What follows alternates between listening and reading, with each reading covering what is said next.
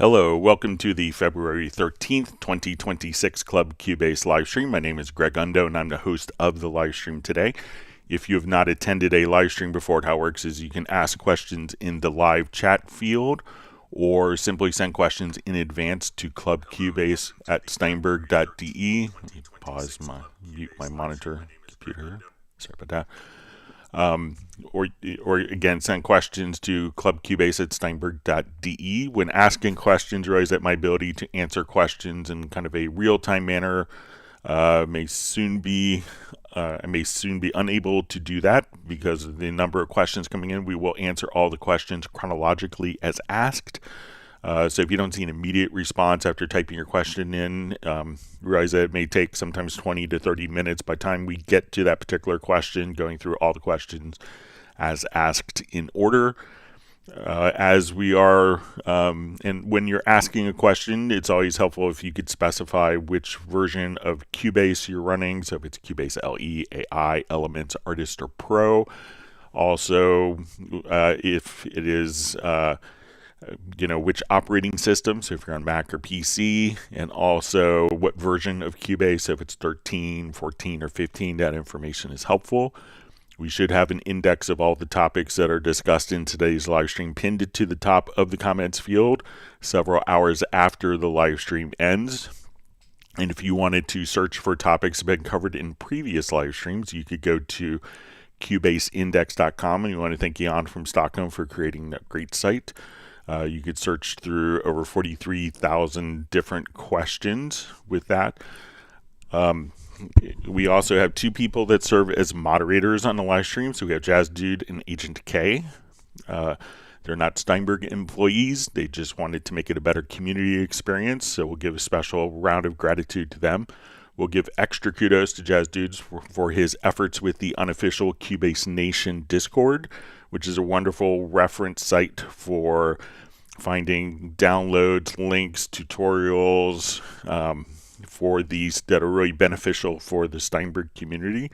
So once again, my name is Greg Undo. I work for Yamaha Corporation of America, which is the U.S. distributor of Steinberg products, and I'm the host today. I'm presenting from just outside of Washington, D.C. area in the United States in Alexandria, Virginia. And if you're watching the live stream, please feel free to introduce yourself and tell us where you're from.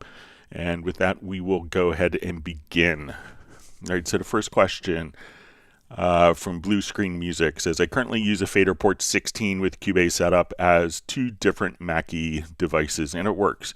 I recently learned about the MIDI remote feature in Cubase, and I'm wondering if I should set it up there. So I would say, while it's been kind of a protocol now for about 25 years of the Mackie control, some of the original limitations and the company itself has changed pretty dramatically.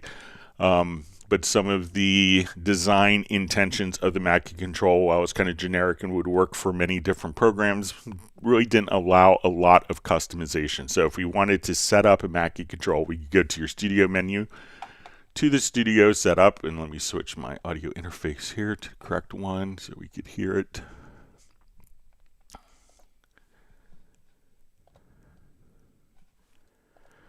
All right, so as we were working on this, and I'm just going to quickly make sure all my audio is okay. So when we set up a Mackie control, we would come over here and we could just click on the plus sign to add a Mackie control. I probably have one already set up here. So this would allow you to do where the faders are pretty much going to mimic the faders of the mix console. You have like a pan, you have your transport controls. You do have some user definable keys that are set up here, and one of the things that the Mackie control protocol really kind of can limit you on when you follow the protocol specifically is like banking. So if I had 100 tracks and I go to bank and I go to track 96, the Mackie control doesn't follow the track selection in its specification. So you would have to actually kind of bank over on the hardware control, and that was the design intention, that people would want to select all of the tracks with hardware, which is probably great in 2000. When people were running maybe 24 tracks, it wasn't an issue. Now in 2026, people are running hundreds of tracks, so kind of track navigation. So the Mackie control, while it can control plugins and you have some user assignable, when we get into the MIDI remote, we could still use those kind of same functions. Let me connect a control surface here. But we have a lot more flexibility in how we could assign those functions. So maybe I want fader 1 to do volume on this selected track, but fader 2, I want it to be a filter on a synthesizer.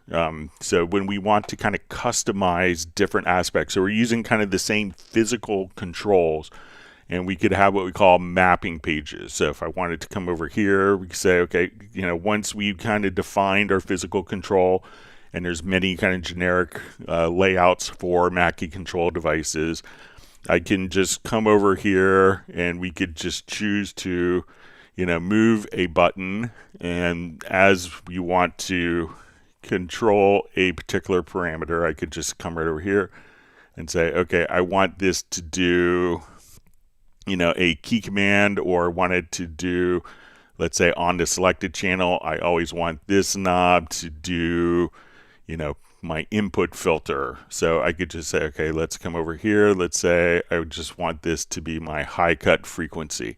So I could apply that mapping. Now every time I move that knob, it's doing the particular function. Now once we have plugins, the beauty of this is that it's very easy to come over to our particular track. So let's say if I come over here to my insert, we could have this do kind of focus quick controls, which will allow us to immediately go to different plugin parameters. So I could just say we'll have kind of 8 plugin controls. So we could say, okay, I want my 8 encoders, instead of being panning under the Mackie control, I could just say, okay, we want to go to our selected track, and I could just come right over here and adjust my quick controls. And my quick controls, we could just simply assign for each plugin parameter. So we could customize the mapping layouts for every single plugin.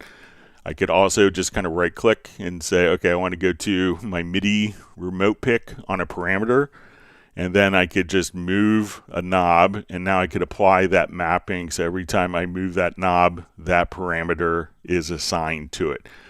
So I think how you could map out the devices, if you wanted to have a more hybrid, flexible approach, which is what people are often doing in digital audio workstations these days, where I need this knob to do MIDI, I need a knob next to it to control a plugin parameter, I want this to control my control room volume.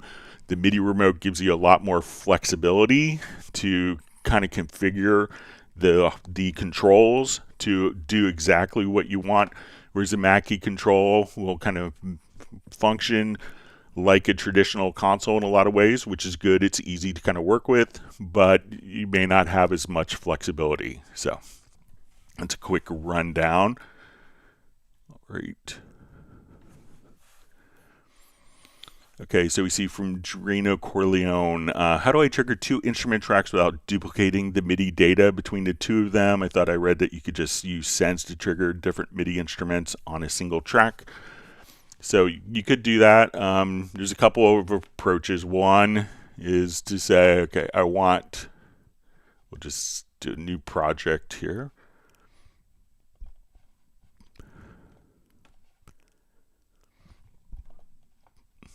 So let's add an instrument track. So I want this to be retro log.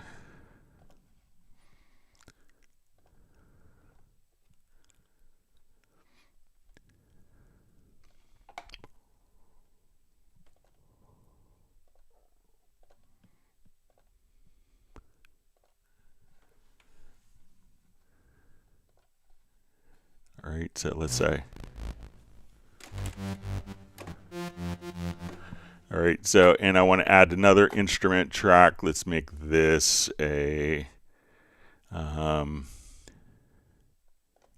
Sonic instance.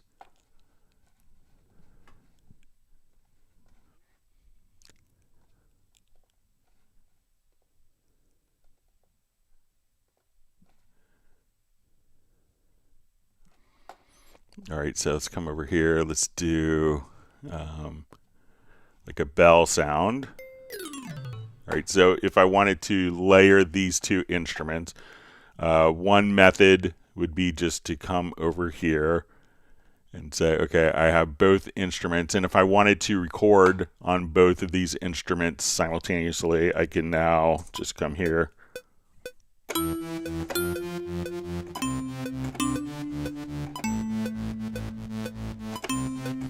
So they've recorded onto separate tracks. I don't have to copy and duplicate. I could also place these particular tracks into a folder. So when I right click, we could say I want to move selected tracks to new folder. And we could just say this is our synth layer.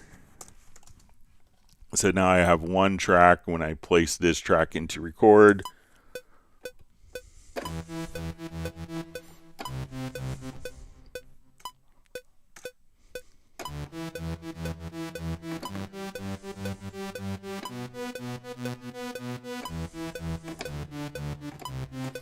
so, and let me just come here. We'll just make sure that both of those. So we could record on both tracks in a layer if we wanted to. Now, when you mentioned the sends, this would be if we had a MIDI track. So let's say we have a MIDI track here. Okay, now we could do sends from MIDI tracks, but not from instrument tracks. So I want to, at this point, say, okay, now we have a MIDI track. I'm going to add like instrument racks. So I'll come over here to my VSTI. So if I have rack instruments, so let's say I want this to be the grand. So let's say we'll open up the grand and let's choose like our Yamaha C7. Okay, and let's choose another instrument, so a pad shop.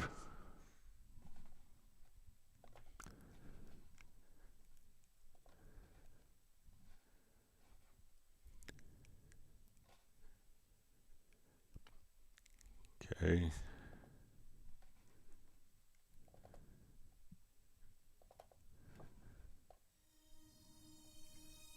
Let me just make this all a little louder. So if I wanted to utilize kind of a like sends, what we could do now from a MIDI track, we could go to MIDI sends and we could activate our sends. And now I could say we want this to be going out to the grand. So we set the outputs here and let's send it to pad shop. So we have 4 different sends. And now when I record,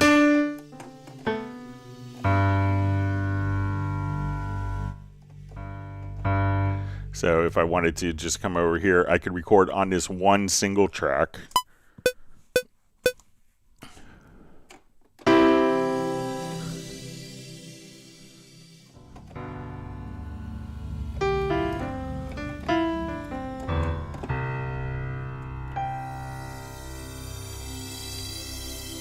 And this one MIDI track through sends is sending out to up to 4 different destinations. So, and the reason why it's still separate is that gives us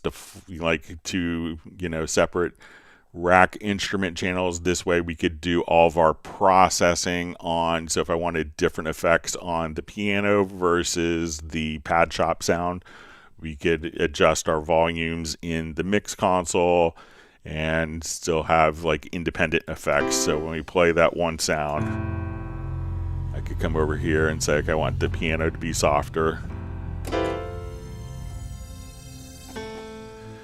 And let's say I want to throw a flanger on the pad synth instead. So I could come right over here. Let's get to the modulation.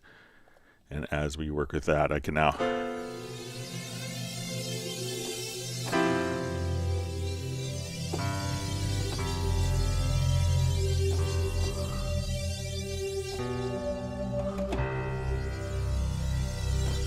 So that gives us kind of the flexibility that we would expect during a mixdown process. So you could kind of, just simply record and enable multiple tracks at once, put them multiple instrument tracks into a folder, or create a MIDI track and have up to 4 sends that could be layered, and you do that through the MIDI sends. So let me know if that's helpful for you.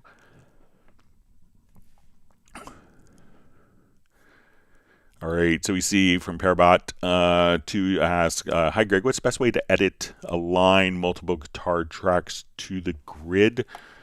So let's say if we had, let me see if I have multiple guitar tracks. Let me just take a look.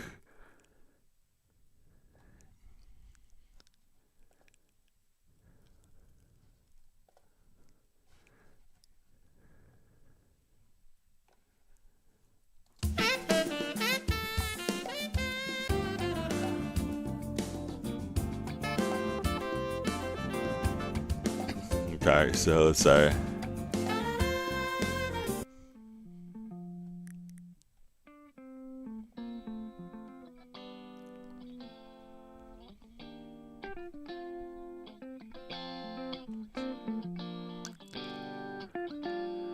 all right, so let's say if I want to take just like this guitar part here, and I'll just bypass the ins, I think I have a send. Okay, so if we wanted to do like, you know, if we have like multiple parts here, or like a single part, and I want it to kind of just quantize this, so let's say if we have our click going on, just as a frame of reference for the grid.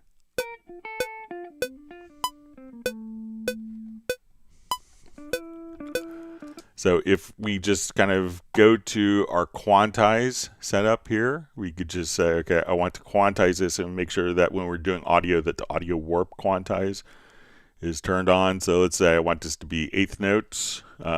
So if we double click, we can see this in sample editor, that when I apply the quantize, that the notes will shift. So we could do that for one part or for multiple parts.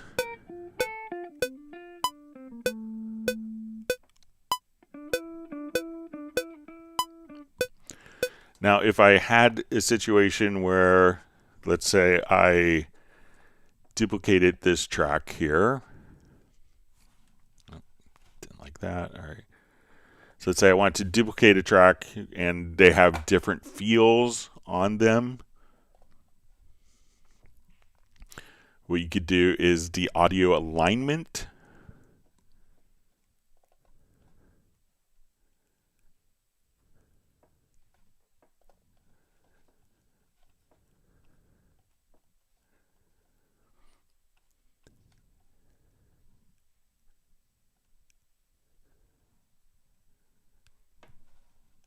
Okay.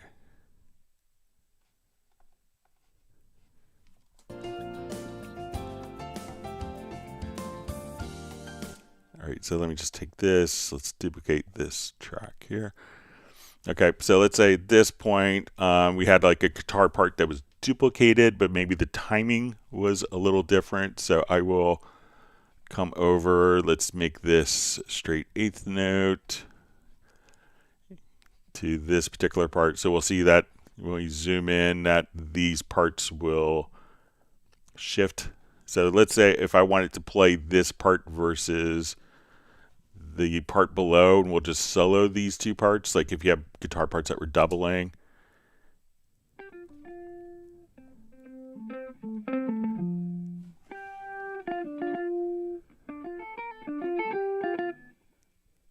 Let me just go turn off the panner real quick. Sorry about that.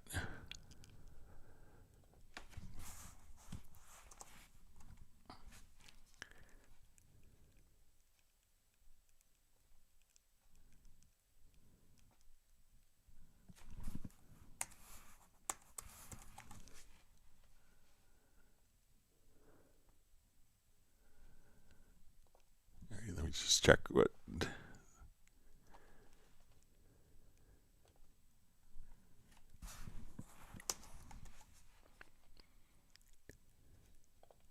Okay. I'll just turn the auto pan off there. Okay, so now we have two guitar parts that are kind of rhythmically different.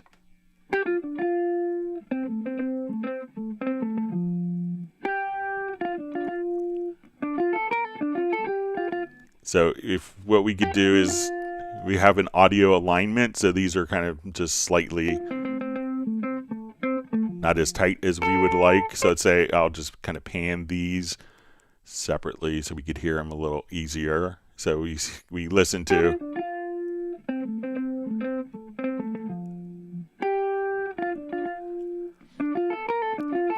So let's say I wanted this part to have the feel of this part. We go to your alignment, and I could say, okay, I want this to be my source file, so I'm going to add that as my reference, and I could select one part or multiple parts as targets, and I will just simply come over here, and we'll say align the audio.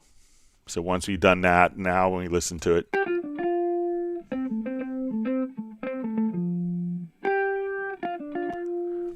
so if we undid the alignment, we hear the timing discrepancies.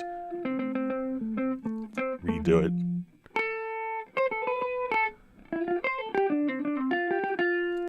So you could just simply, quantize the parts or use the alignment panel. You could access it there, or from your audio menu, you'll see the open audio alignment panel right there. And then you could take two different parts and align those together. So if you have multiple parts or background vocals, you could work on that. All right, wonderful to see Stefan Larsson from Sweden. We have Beverly Beatty checking in from Vancouver.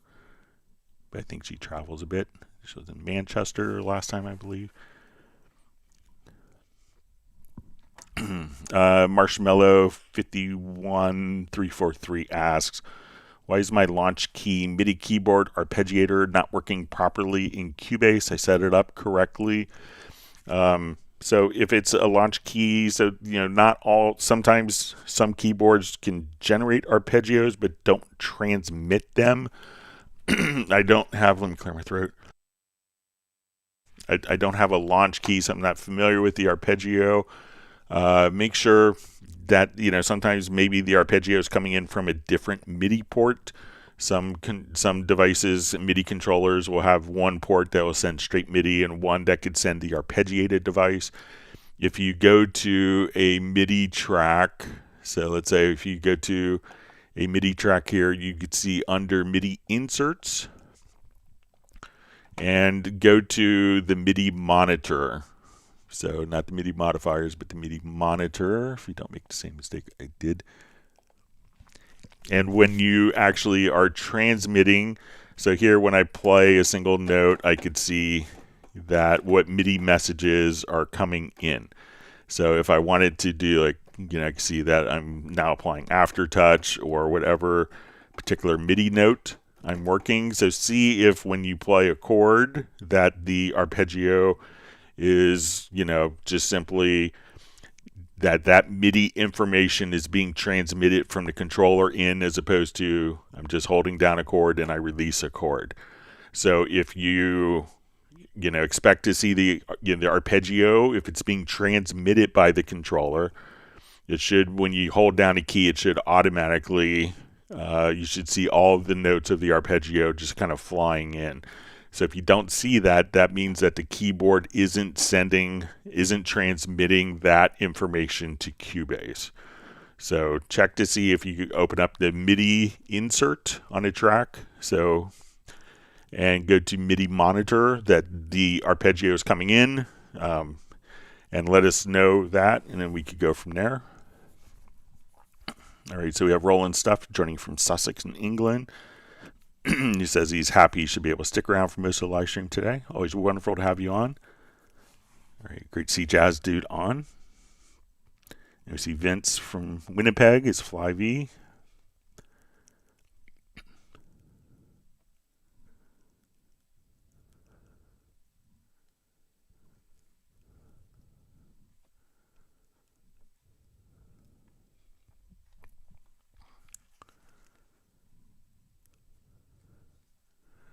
Okay, sorry, my chat field jumped.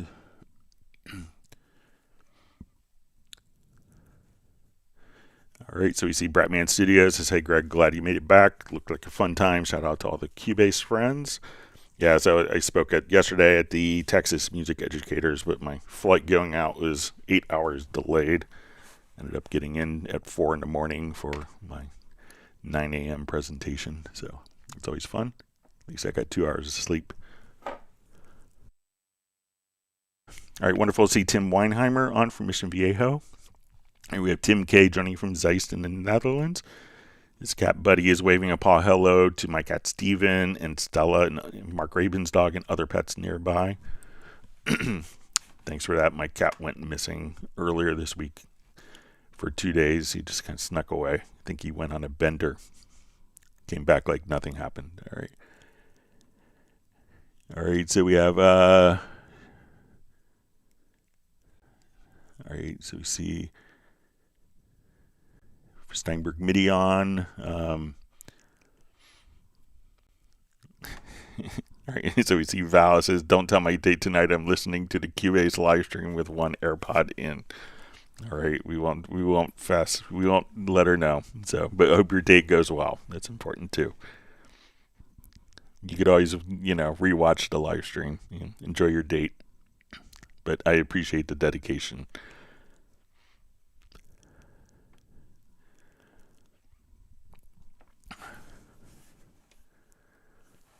All right, so we see from Roland stuff says, "Hi Greg, I heard you can type in a whole line of lyrics in a single note in OmniVocal, and it should populate each following note with the correct word or syllable. I tried it, and it seems to work." So yeah, there's a lot of great things. I think the initial version didn't work with that, but I think it was with the update in Cubase 15.01 and the update that's working again. All right, so we see it says Contrast Power. It says, "I can dissolve all pads of Groove Agent at once under MIDI, but can I dissolve or extract one selected pad to a new track? There is one logical preset, but it's not extracting notes." Okay, so let's take a look.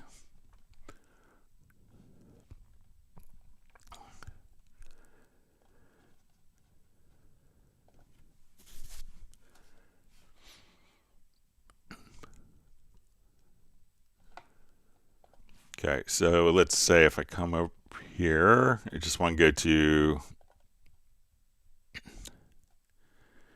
Okay, so let's say we have a basic drum pattern here.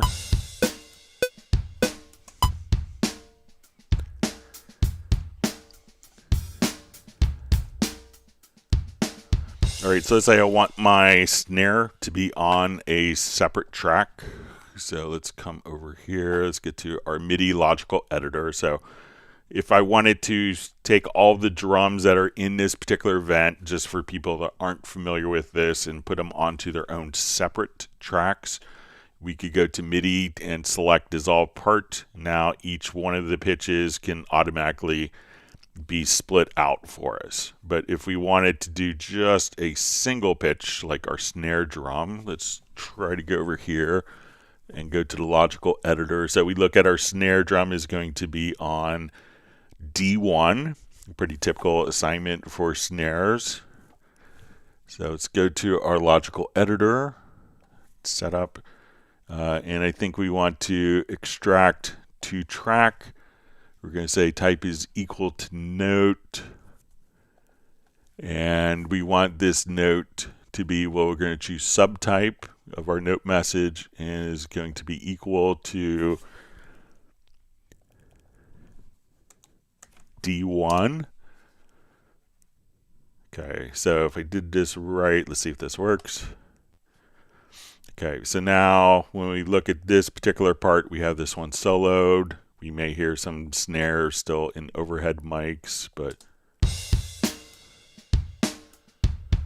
so here is just our snare is automatically extracted here. So the editor.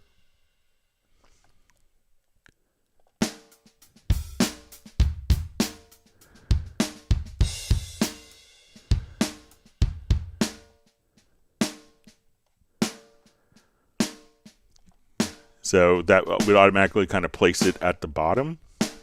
So if you need to do that, just say, okay, we want to, in kind of our functions, like you want to choose extract to track, type is equal to note, select your subtype, which would be in a MIDI note message. Value 2 is going to be pitch, and we want to say pitch is equal to D1 or whatever pitch in the particular drum part that you want on its own track, and then just hit apply, and that should do it for you.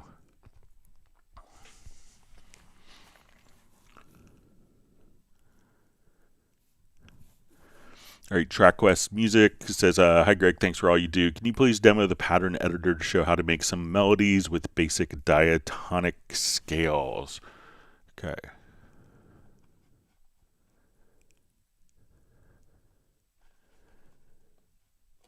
Okay.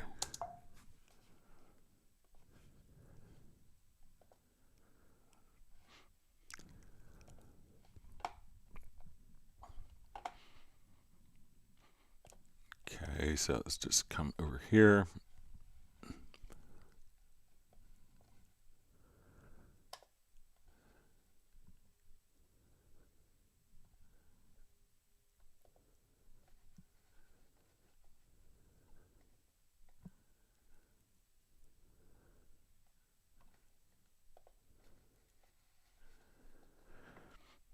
Okay, so let's say we'll just do, let me just add this as a pattern event. Sorry about that.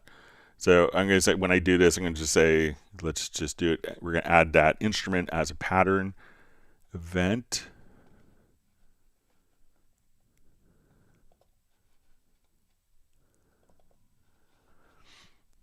Okay, so now let's say we want this to be not a drum pattern, we want it to be a melodic pattern. So now I will come over here, let's choose our scale. So let's say, okay, I want this in G major. So you see now that all the keys that will be presented here are going to be in G major. So I'm going to just go ahead and play a little bit. So let's put in, and you know, one of the great things with the pattern editor is, like, you know, don't feel bad if you actually, you know, are doing something. It doesn't have to be synth in drums. So I'm going to hold down my Alt or Option key and drag across.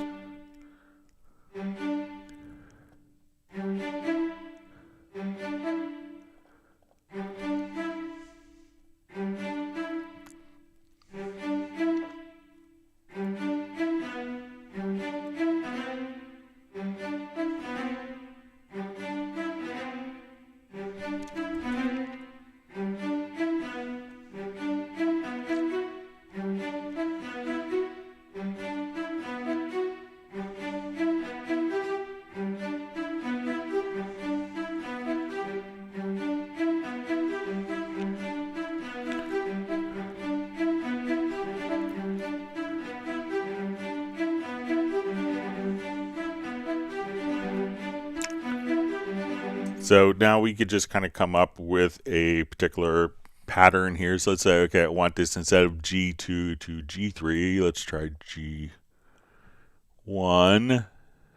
You know, so now we could just come over and say, okay, we want this.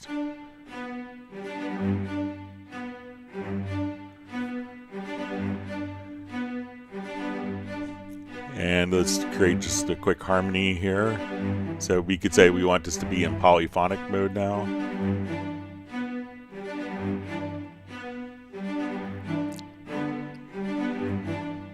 And now that I've defined a key, I know that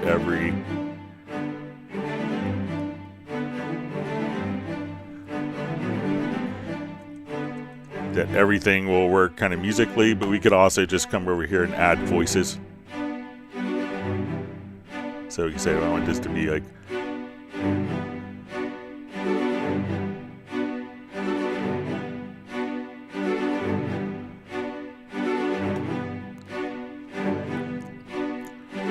so now we could just go into your particular pattern editor, add voices, and make sure that these all work and you have, you know, a lot of scales. You could even set up your own custom scales, but lots of great stuff that you could do. And let's say I wanted to just create a new pattern. I could say, okay, we want this to be, again, in G major. And as we kind of work, with this, we could also just say, okay, I want this to.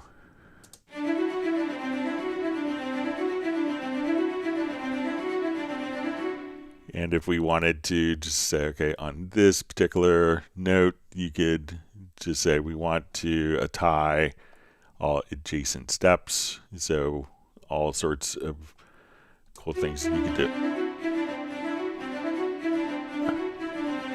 And then you could say, okay, I just want to have this randomly generated.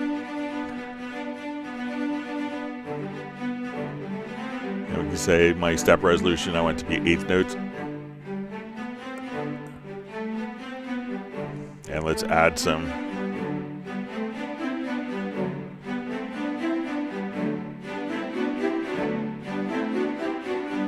So all sorts of great stuff that you could do while still kind of making sure that it's always going to be kind of in your defined key. So once you kind of set up your key, you can have all sorts of great options.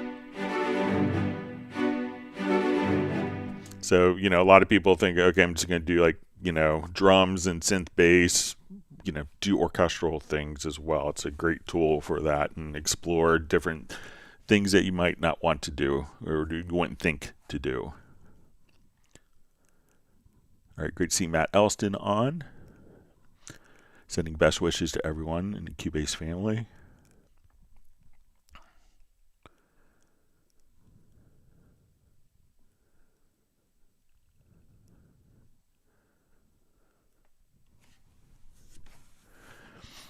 All right, so we see for Alex in Mojave, Arizona, says, I'd like to drag and drop an instrument preset from an active open project into an inactive window. Not found a way to do that. Saving preset doesn't seem to save to effects.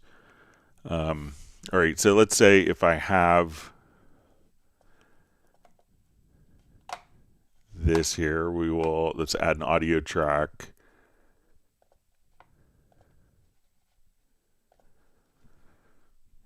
And let me go to some presets here. Let's get just quick track preset, and I'll drag this over so we can populate inserts. Let me just do something a little more. All right, so let's say we have inserts in channel EQ that's set up for that. Okay, and we'll just call this Alex. Okay, and I'll just save this.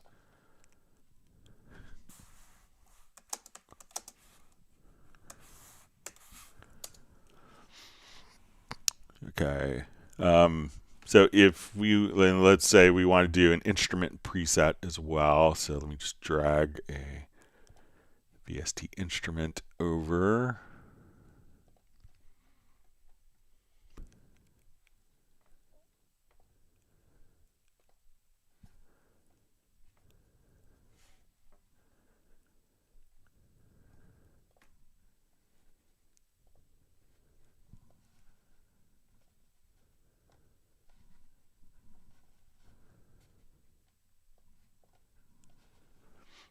All right, so now we have, let's say, this instrument preset. And we'll save the preset.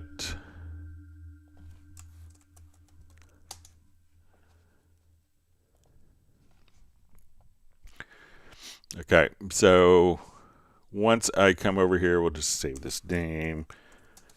If we're dragging and dropping, we can drag and drop events over. So, or like the event here. So let's say I draw this in.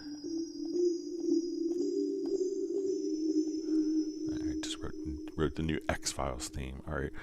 So let's say I go to a new project here. We'll create empty. What we could do is just drag this event. Just move this out of the way here.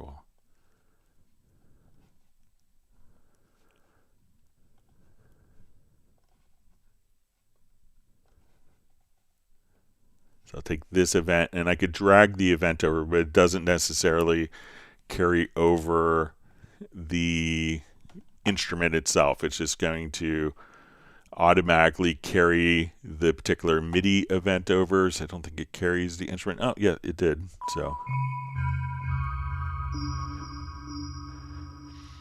So it looks like that automatically populated that. So try just to, do this and drag it to an empty project.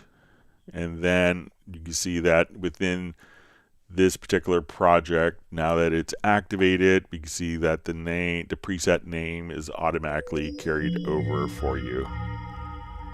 So I thought that, and in earlier versions we could drag it over, but it may not have dragged over the instrument, but just the MIDI data. But it looks like it's automatically copying over the MIDI event plus its instrument that it's sounding. So let me know.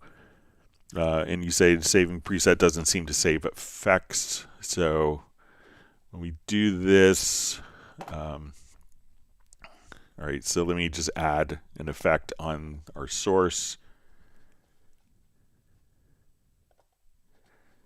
So if we have inserts, I'll try both an insert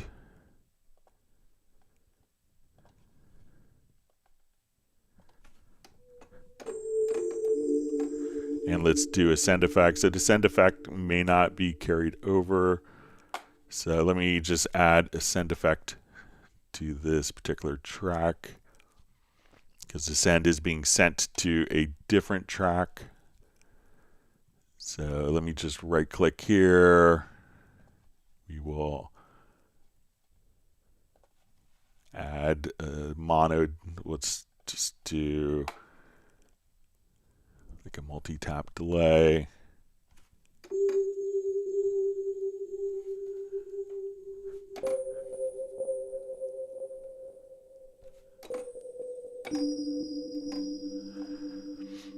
Okay, so let's take this particular track, and if we drag it over, I think that we'll see the inserts maybe carry over, but I can see where the send, since they're on a different track, may not carry over. So let's give this a shot here. Let me erase this track so we're not starting on third bass per se.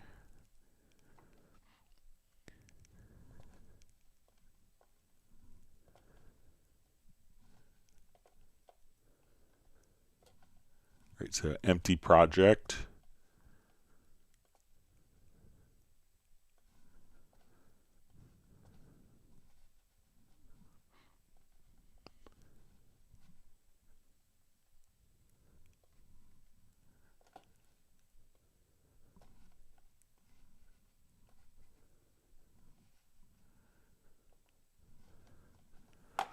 All right, so when we come over here, the DJ EQ was automatically preserved. We can see that the effect sense, since that's not going to be part of the track, but it's kind of saved separately. So what I can do, if I wanted to do this, I could say, okay, I want the delay and the track. If I wanted that to be carried over, it's not going to be drag and dropped because this track is separate. But if I right click, we could choose to come over here and say we want to export selected tracks. We'll say Alex VSTI with effects send.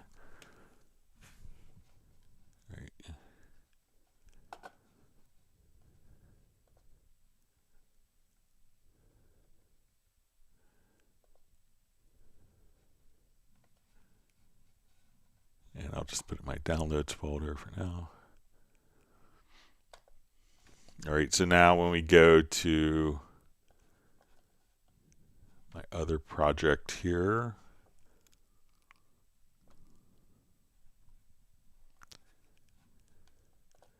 I could choose to import the track archive.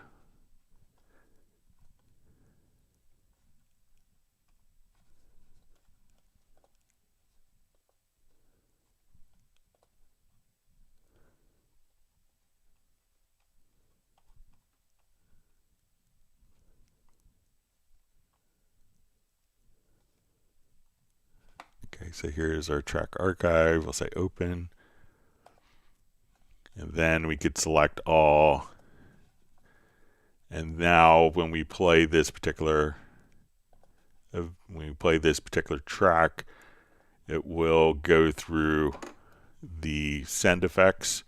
So that will be kind of copied directly over that way. So because the send effect is a separate track and there's no data on it, you need to do it as a track archive.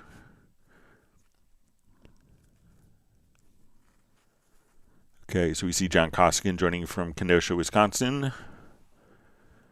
All right, so Super Mary 957 just says how to change the way muted events look. So, you know, generally when an event is muted, it's going to turn white, like so. To indicate that it is muted, we used to turn gray, and then people, if they didn't have track colors, were confused as to what was muted and what wasn't. I think maybe, so let's say if I wanted to come here, let me duplicate that a couple times. If we go to some of our settings, and I think if we go to event display, let's see.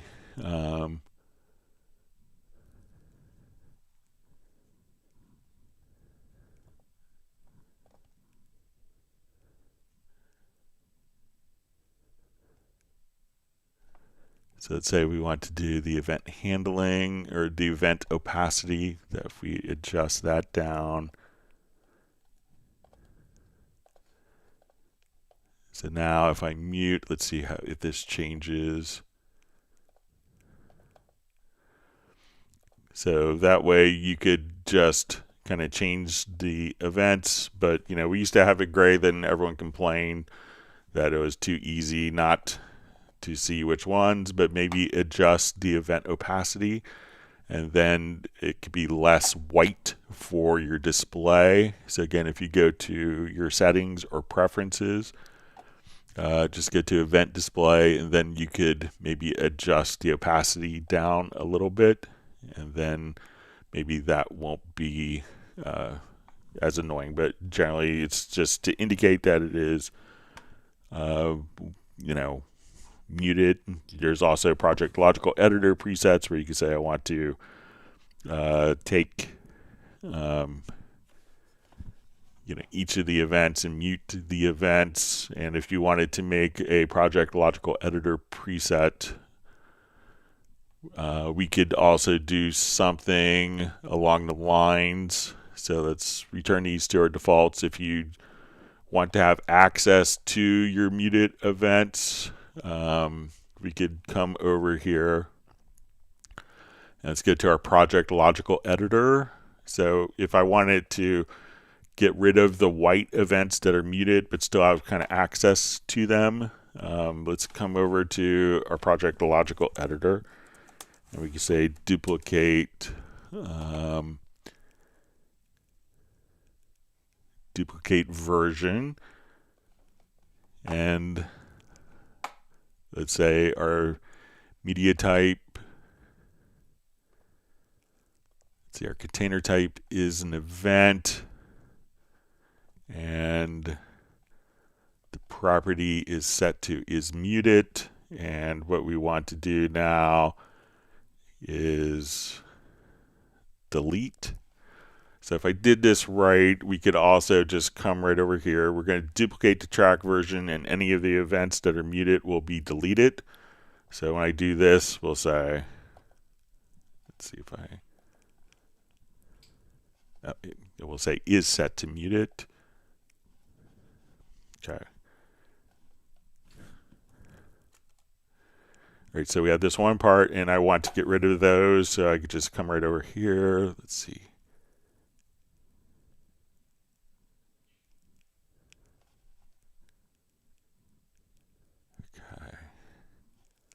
just...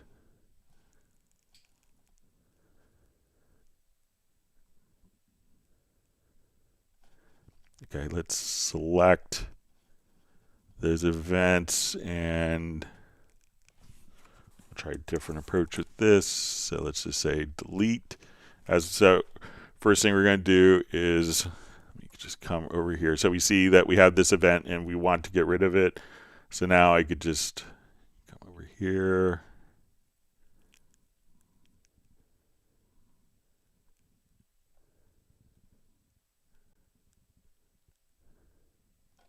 All right, let me see if I could.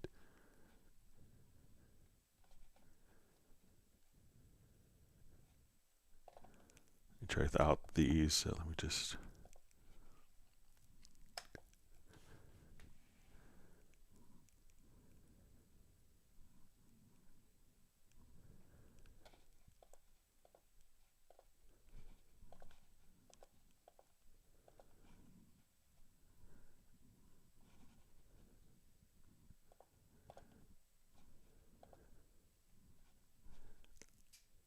Let me just see if we do a...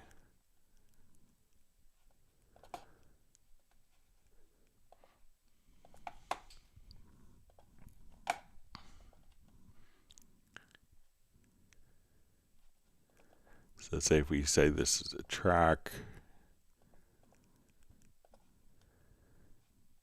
and we'll say the...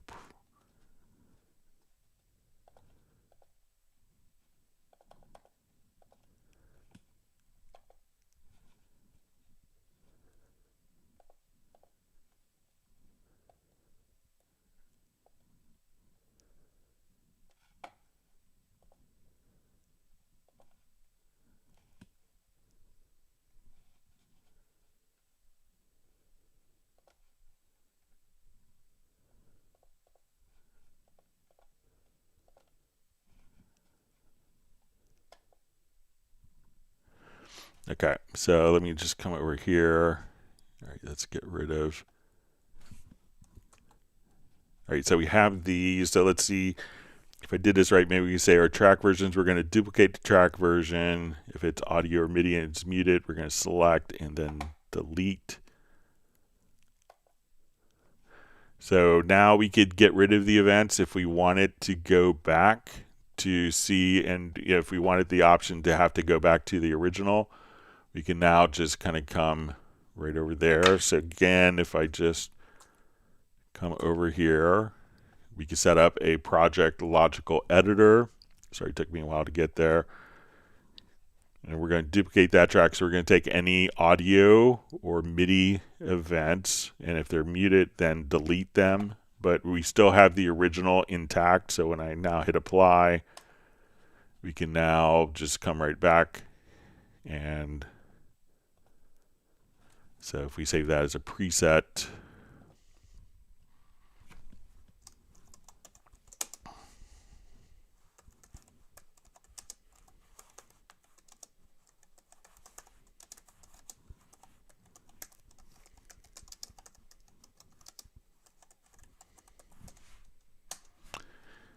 so if you need it to go back to the original, it's always there. But if that bothered you a lot, you can, again, just create a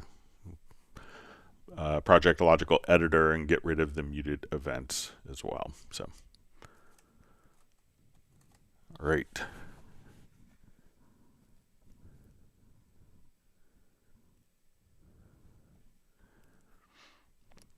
All right, so we see for Steinberg MIDI, if Jazz Dude could link to the shortcuts page. All right.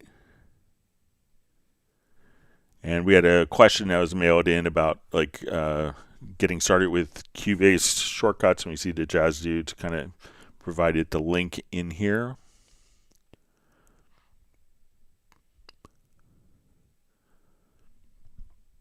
We see Jan giving kudos to Jazz Dude for the unofficial Cubase Nation Discord.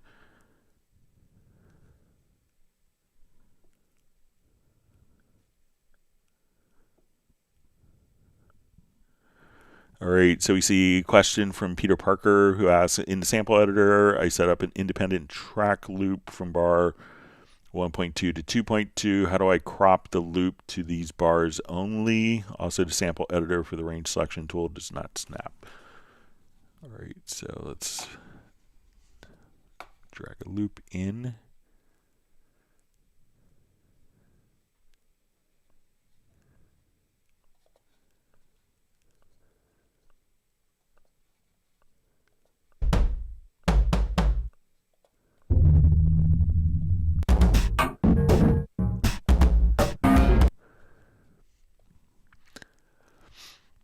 Okay, so let's say we want to create kind of an independent track loop here. So just make this full screen. It's easier to see. So make sure that the independent track loop is enabled. So let's say we want it from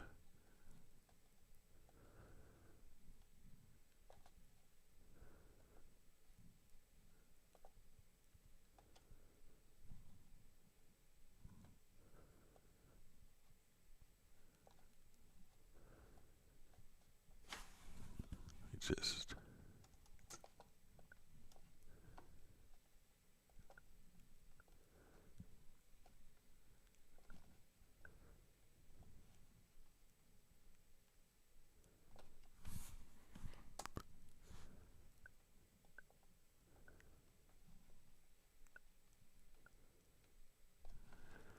all right, so now let's say we want to do from, let's say 1, 2, let's say to 2, 2.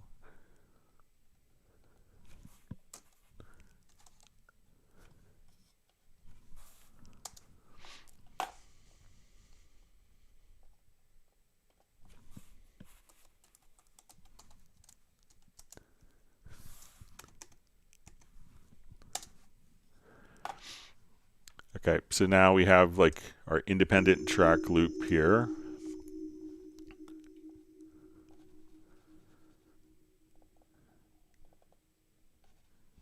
So again, I will just activate this. So let's say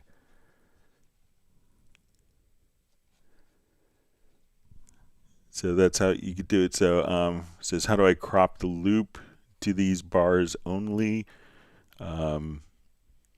Okay, so if you know, I would generally, it's not, the sample editor is going to be doing kind of the full sample. So if we want it, so if we're doing range editing is not at the sample level. Range editing is just going to be at kind of our project window. So I would just kind of come directly here. Let's make sure that we have snap turned on and we have this set to quarter notes. So as I want to come right here, we can see that that is snapping.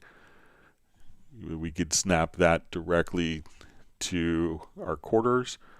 And if we wanted to at that point just kind of crop that, when we just say, okay, let's grab from our range tool, we could just choose to crop.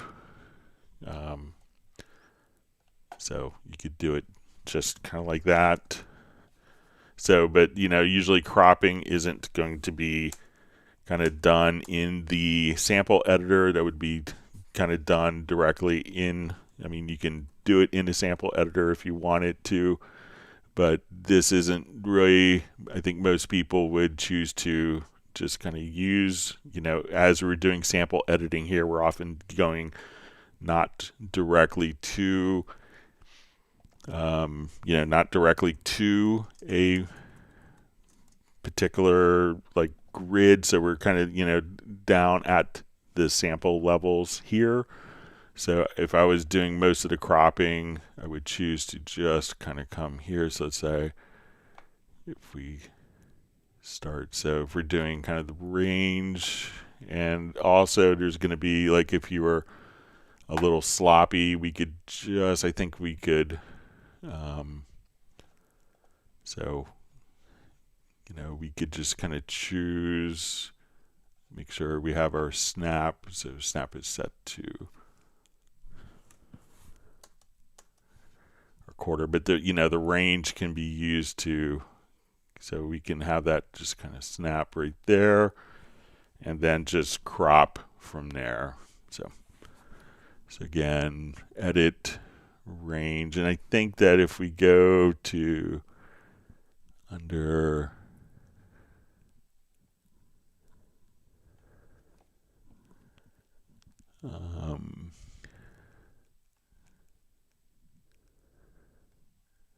if we go to, let's see if it's under the project menu, but you could kind of extend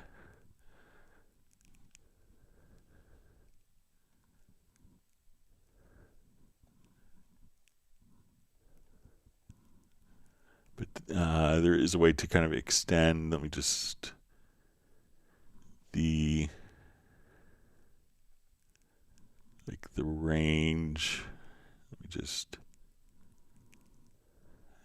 and have that like snap to the next grid for stuff. Let me just see if I can find that real quick. It's always under kind of a,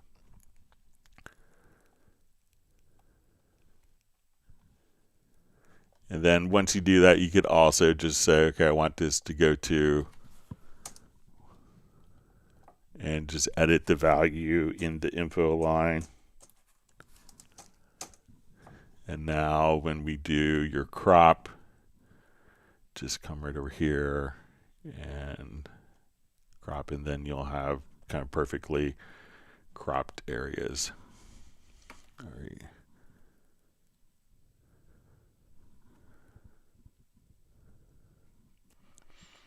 All right, Tommy Valen asks, I had a great question. If I open audio track with an ARA extension, edit it, and want to add another ARA, do I have to render in between or just bounce between two ARA processes? So I think you have one extension. I could be mistaken on it. But if I'm here, and let's say we're doing kind of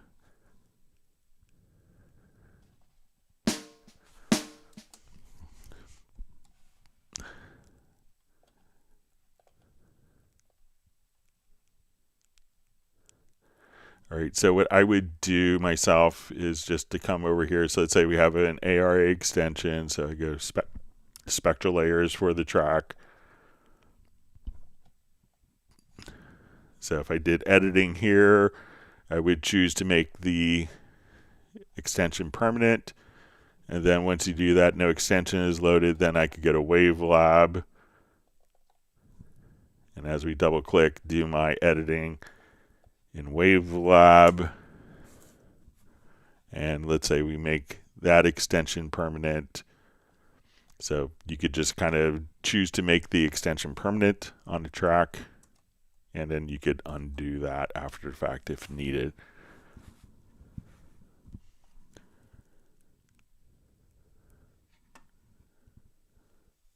Okay.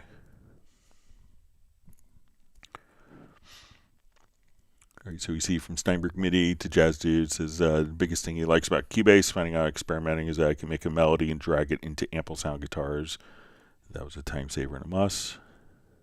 And says no other DAW allows you to do that right within the management section, arrangement section.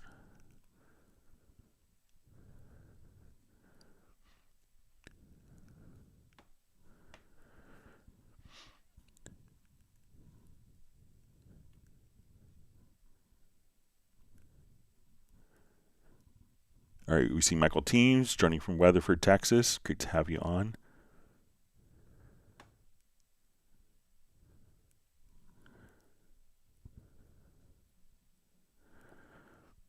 All right, so we see Mr. Coatsworth 429 says, hi, it used to be a button right by the panning slider to bypass panning.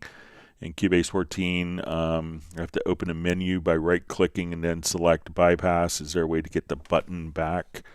So let me just see if it's like, I'm not sure if it is here where, you know, if it's in like the track control settings. So if we right-click here, we could go to, and on a track, we go to our track control settings.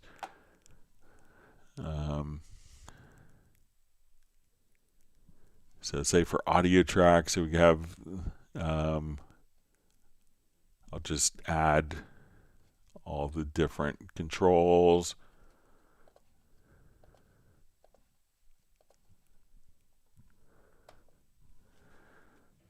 So as we come over to an audio track here, so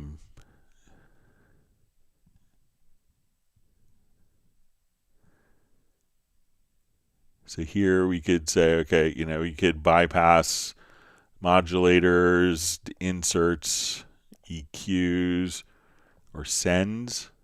I don't see one specifically for panning, but try right-clicking over and opening it. If it's in this particular area, try going right-clicking here and go to the track control settings and see if it's, you know, so you see the pan control and volume control, which were added in 15, so that we could just come right over here and just have kind of quick access. Or let me know if it's in this area or over here, and you say that you kind of right click to access it, but let me know if it's in the track control area, and I could probably see if we could find it for you. Wonderful to see Razel Zemini from Denmark. All right, see Steinberg MIDI is happy that Michael Teams, the Ice Cream Man, is present. And he has given Jazz Dude 1 gallon of Scoopy's Black Diamond Ice Cream.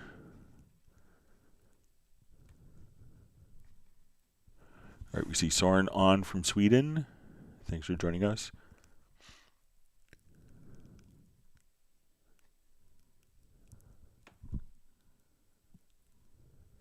All right, sorry, my chat field jumped.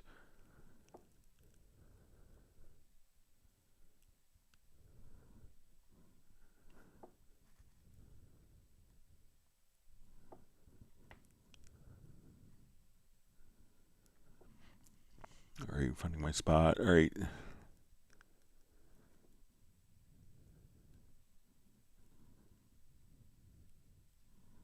So Steinberg MIDI just says Cubase 15 is so smooth, they improved on the performance. Everything feels more smoother. Every version will have a lot of performance optimizations. All right, so Michael Teams wishing everyone a happy Friday the 13th.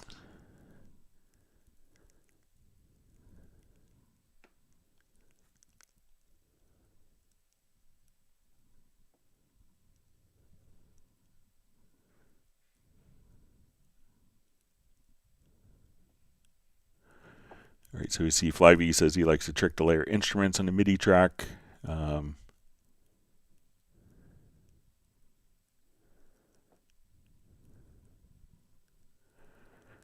So we see from Greg Holly 9798, can your Cubase separate stems? So yeah, you could do it. So if we want to come over here, we could just say I have like a 2-track mix in here.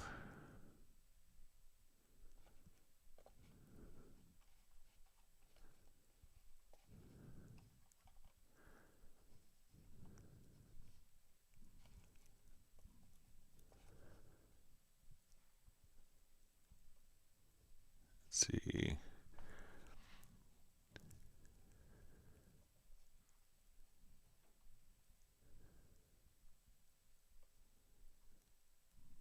But right, all you'd have to do is just come right over here and go to audio, and you'd see separate stems. So you could do that. And Cubase was actually the first program that integrated any stem separation with the integration of spectral layers.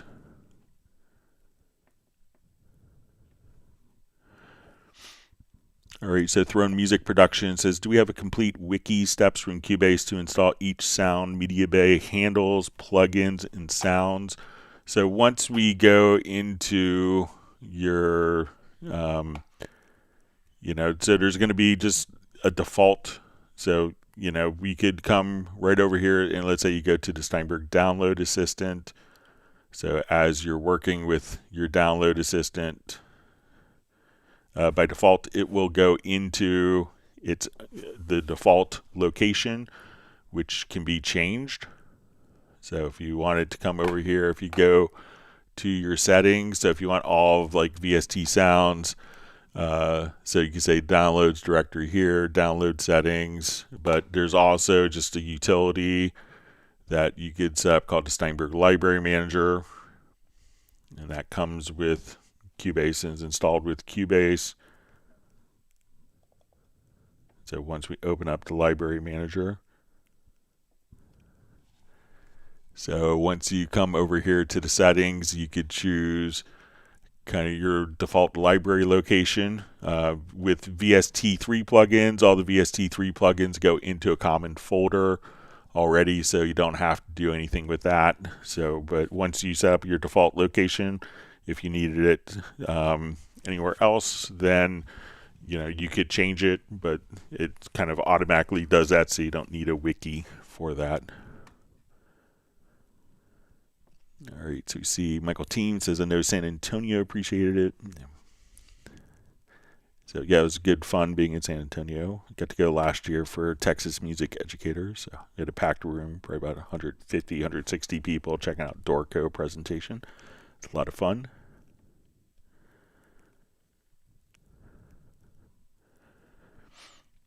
All right, so we see Howard Parker says, happy to report my Cubase 14 Pro project is a Whammy DC finalist. Congratulations.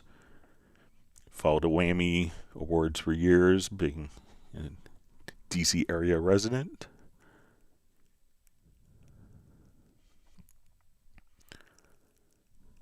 All right. See, Tim K says, always appreciate hearing what Steven's up to, Greg. Thanks on behalf of Buddy Cat too. Yeah, I was a little worried about him because we had it was like 10 degrees Fahrenheit outside and still lots of snow when he disappeared. So I was very happy he came back. Act like nothing happened. So. All right, Craig Sibley just says, hi Greg and all. Is it recommended to install Cubase on the internal drive or external? So, I would always install the application onto the main drive and use the library manager, and you could install all of the content to external drives. So many people like to have all their samples and sample libraries on external drives so they can move it easily from different computers. That's what I do personally. But like Cubase itself would need to be installed on the system drive.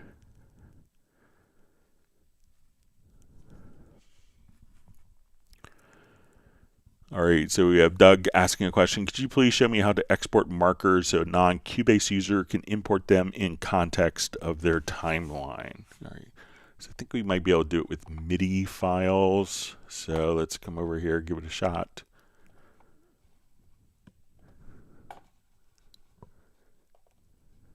All right, so we'll add a marker track.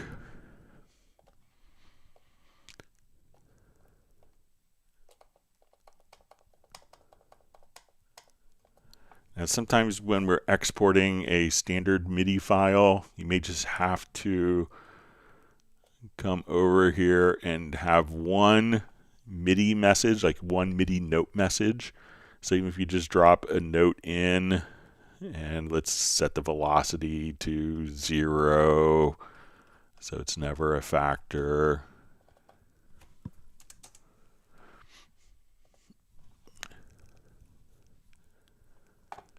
So now let's come over and export a MIDI file. So we'll call this markers. And right here in the MIDI file, you can see export markers. So we'll give it a song name, marker export.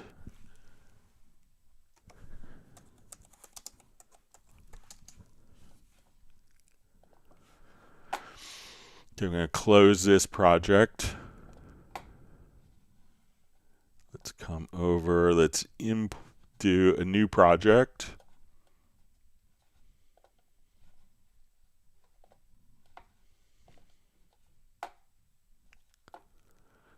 So we will import our MIDI file.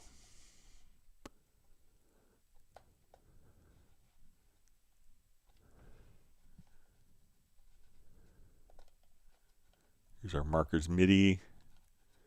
Now let's add a marker track.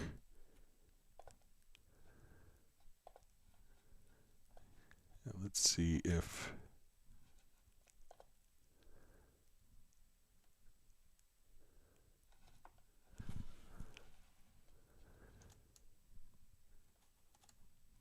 right.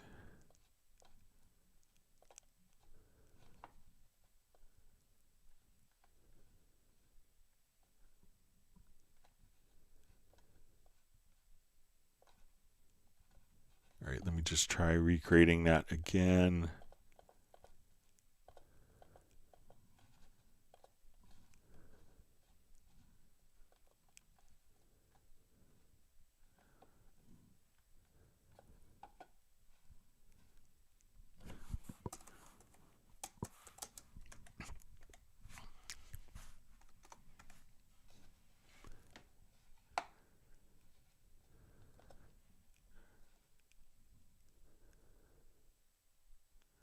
Let me just check on my import status.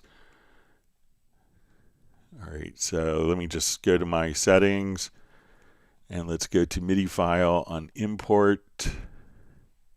Yes, it should be.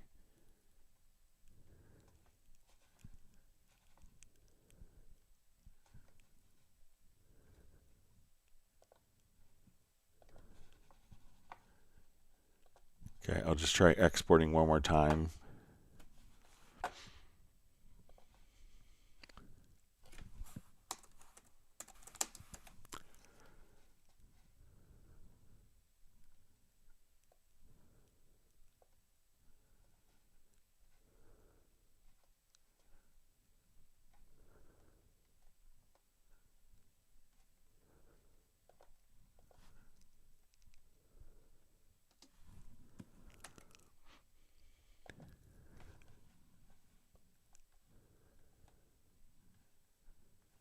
Let's import our MIDI file.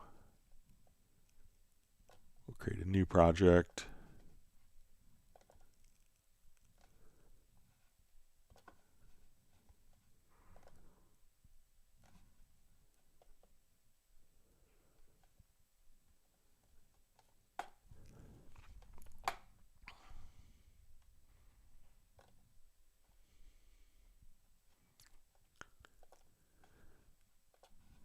Let's see if I have a marker track here, if I import the MIDI file.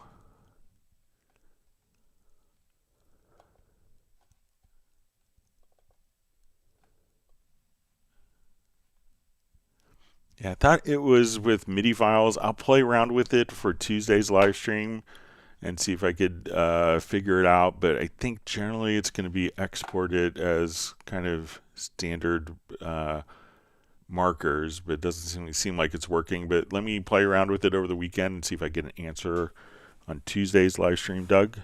Sorry about that.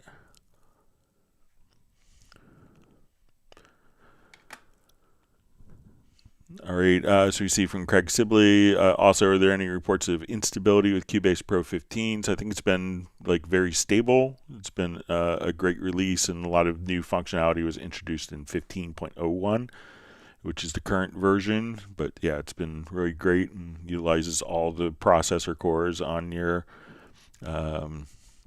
Mac as well.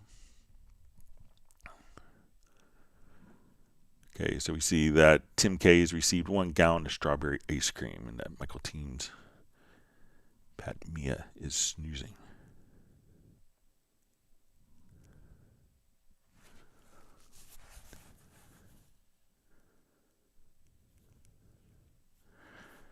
All right, so we see from Do 772263, could you show how to register voices and spectral layers to separate layered vocals? So let me see if I may have just a quick.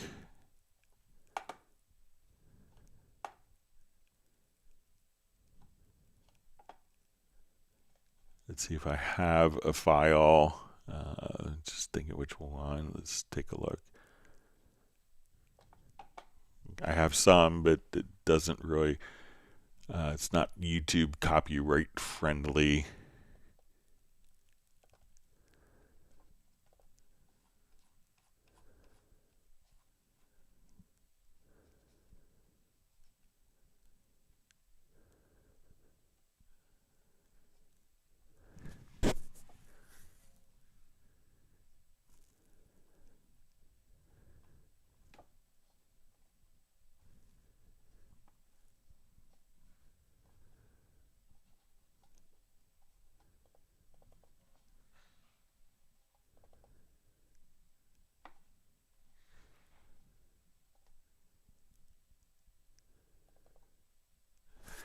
All right, so let's see if we come here.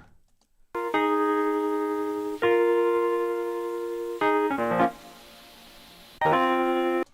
right, it's not the file I was thinking of. All right, let me just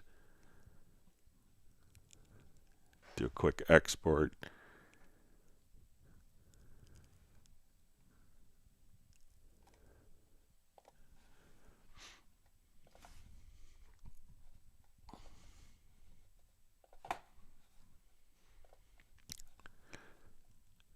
So, you know, spectral layers can be used to kind of separate background vocals from lead vocals.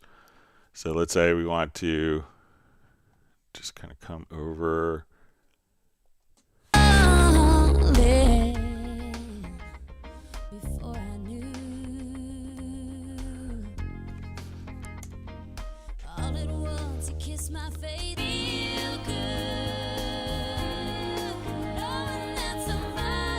All right, so I'm just going to export a quick mix down here.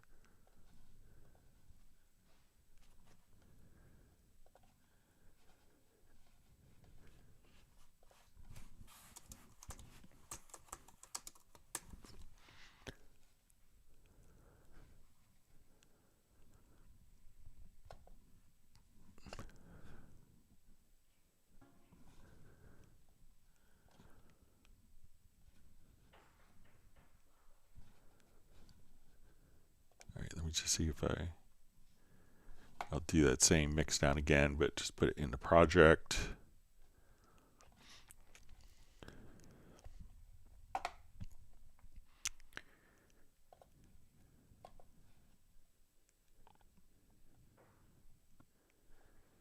All right, so let's say we have our chorus here. So let's go to spectral layers. And we will just go to an extension.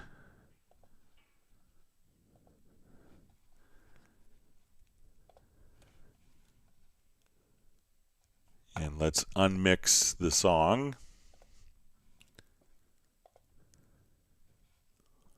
And then we'll unmix the vocals.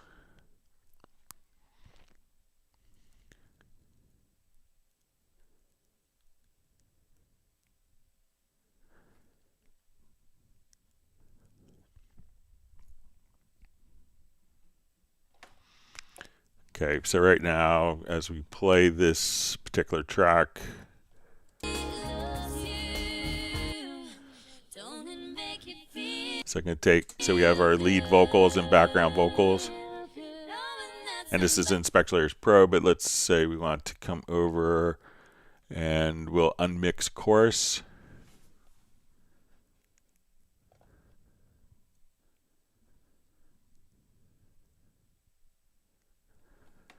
Okay.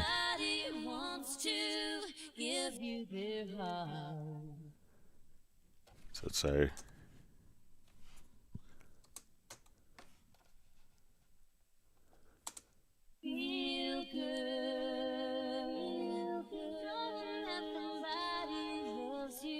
so now if we want just to lead vocal, so we could just take the vocals themselves.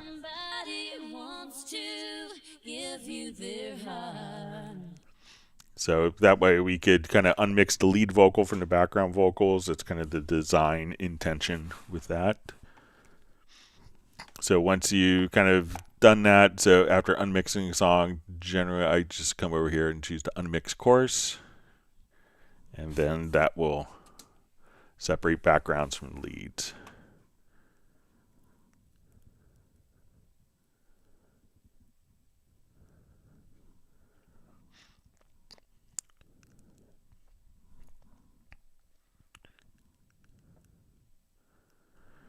Okay, so we see from Conscious Power, it just says, thanks a lot, Greg. Now going straight to make logical presets for extraction. So yeah.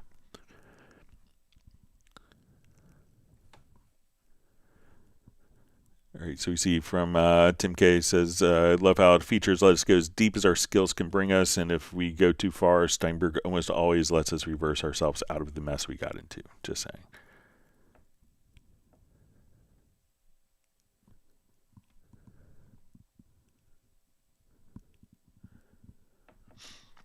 All right, so we see from Steinberg MIDI, says not to mention how Steinberg collaborated with Sonos Score with complete orchestra, which was a very smart decision, allowing to use in Halion Sonic or Halion of your choice.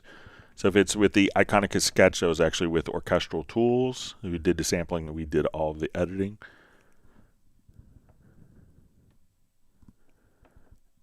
But Sonos may also be available for Halion different instruments as well. There's lots of Halion instruments. We see that Steinberg MIDI also says, I won't need contact no more to purchasing it for Halion Sonic, no brainer.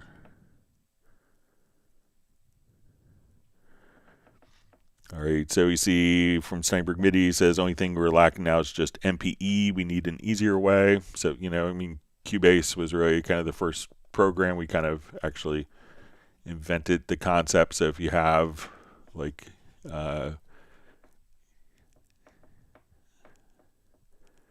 so if you want to actually just, you know, double click, you could have that automatically with the preference. So let's come over here and we will, so if we come over here, we could just, let's say if we go to our settings, we could see the note expression. So you might have to turn it on. Just see if it's not on already.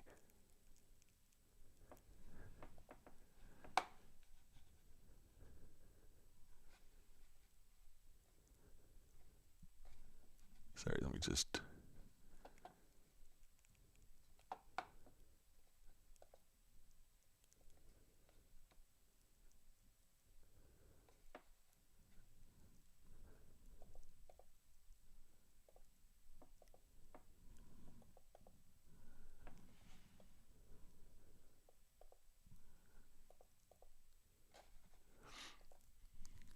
All right, so now when we double click, we could just draw in. So if we had a chord, let's say on this particular voice,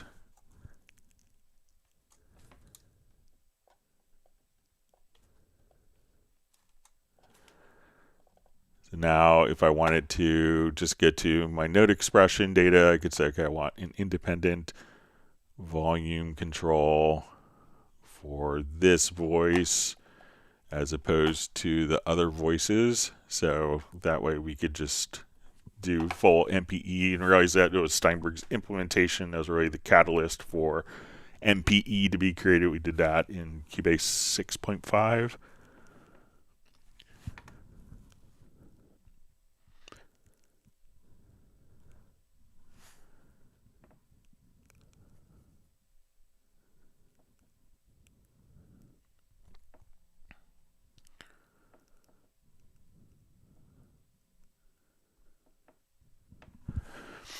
All right, Constantino official says, hi, when moving to new machines, what's the easiest way to migrate preferences and also keep all the sounds on an external drive? How do you point Nuendo to the location of the external drive sounds? All right, so if you want all of your preferences and program settings, if you come over here, just go to your profile manager, and then you could export the profile from one machine and import it into another machine.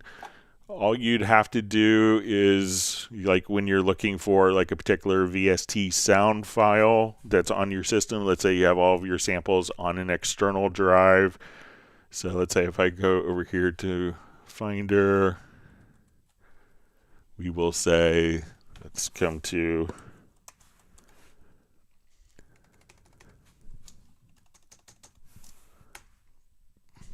like that VST sound.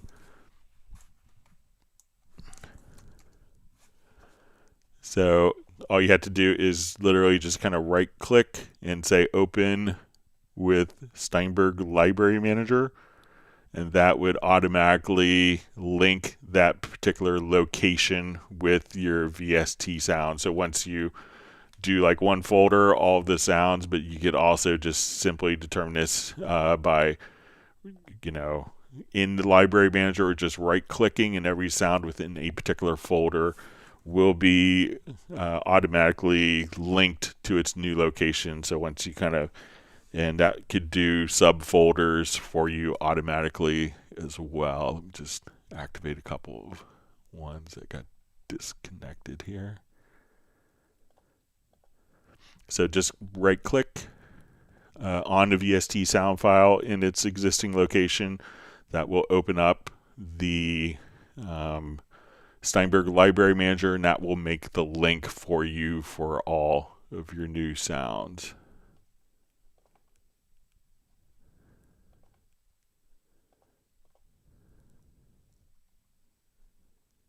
Just get a couple of these libraries back in here. Sorry about that.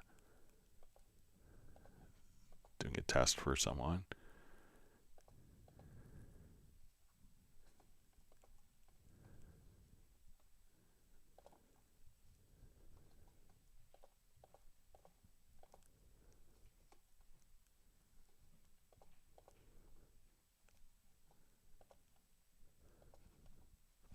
All right.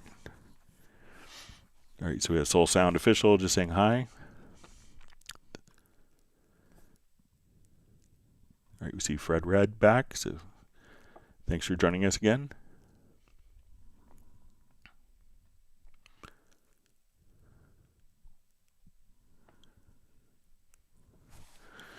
So Captain Energy Music says, hello everyone, quick question. With so many folks leaving Windows, do you think there's any possibility that Cubase will eventually be available for Linux? Just wondering.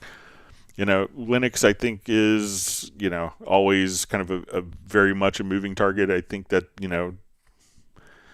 Windows is still being used. I mean, they just did a significant update, like in the last week or two, for the MIDI course services in Windows for MIDI 2.0. Like one analogy I heard for Linux, and I'm not deep into Linux at all, it's kind of like, building a different restaurant for every menu, that is available, so there's a lot of variables like, okay, all of a sudden you realize that, okay, all of your audio interface drivers had to be rewritten. All your MIDI interface drivers had to be rewritten. Every plugin will have to be kind of rewritten. And then, like who do you reach out to for Linux support as an operating system developer? So there's a lot of different, while it's great for kind of, I think, for purpose-built things, I'm not sure how practical I know some DAWs are doing it, but there's a plethora of kind of compatibility issues that arise from that.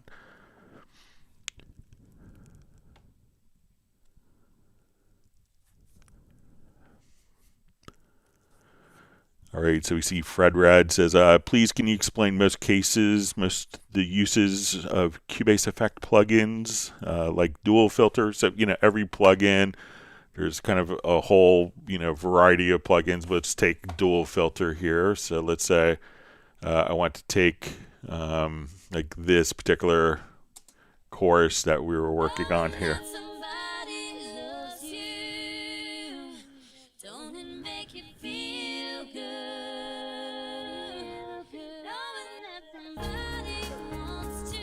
All right, let me just remove my spectral layers extension here, just so we have like a 2-track mix playing back.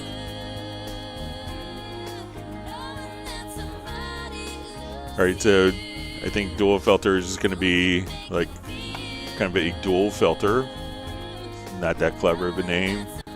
So let's say I want to come over here and we could adjust the position. So we'll just put that into a loop.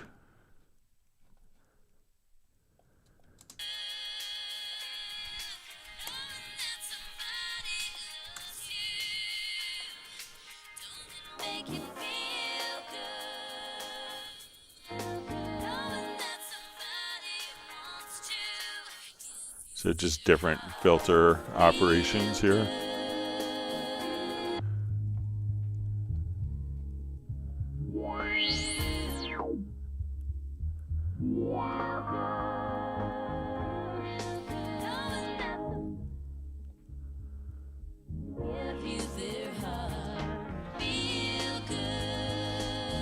So just the typical filters if you want to do it on synthesizers, or you're doing kind of. And if you wanted that to go with the modulator, we could just come right over here to the modulators. So I could attach that to an LFO.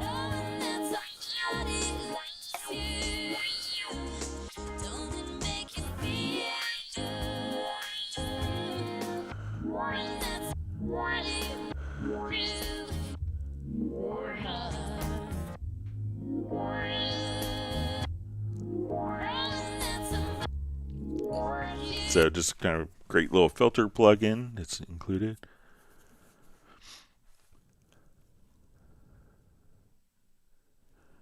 Okay.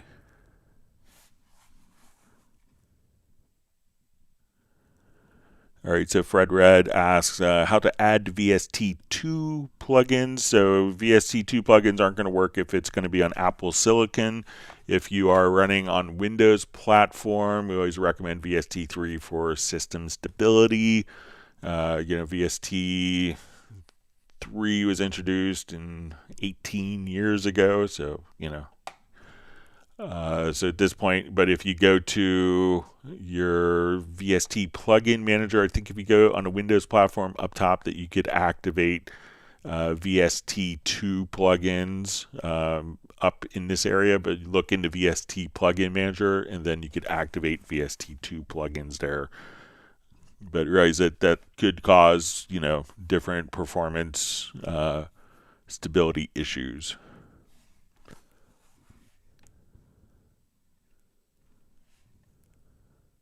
And with that area, you may have a VST2 plugin path where you need to define the plugin path where the VST2 plugins are installed. All right, so Fred Red asks how to import full project into new project with all your VSTi and VST effects. So let's say I like this particular project and I want it to import it. So let's say I'll do a new project.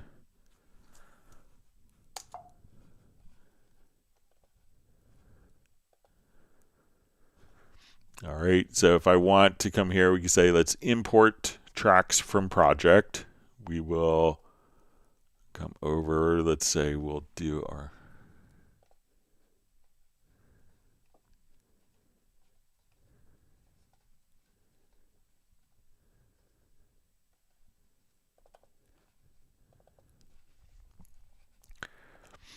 All right, so now I have the option where I could select all of my tracks with all of the events. So if I come here, we can now basically import all of the tracks with the VSTs into new project. If you didn't want all of the events to be imported, just again come here to import tracks from project. We'll choose the project here.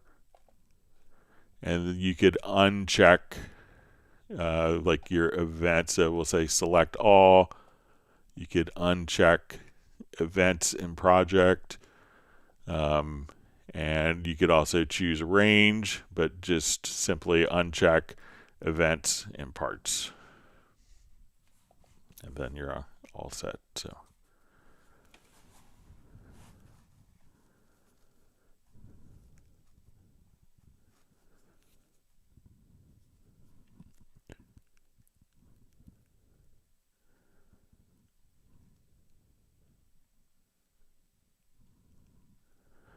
All right, so we see a question, how to convert audio file to MIDI not in chord form. So if it's going to be a, Cubase isn't going to do like polyphonic, so if you have like a guitar voice, it's not going to convert the guitar chords into MIDI. I would say some programs do that. I don't think any of them are really have high quality of doing it. It's a very difficult thing. Cubase can do like a single voice. So if I wanted to come over to a, let's come over here. I'll take like just a bass line or saxophone or a vocal. We could do that just by going into Very Audio. So if I want to come over here to my Very Audio tab, we could edit it, and then at the bottom of Very Audio, we could just say Extract MIDI. And then we could have the MIDI event, but if it's going to be polyphonic, meaning more than one voice, Cubase isn't going to do that. And I would say most programs that do it kind of do it, but they do them very poorly. Even the more expensive ones tend not to work well.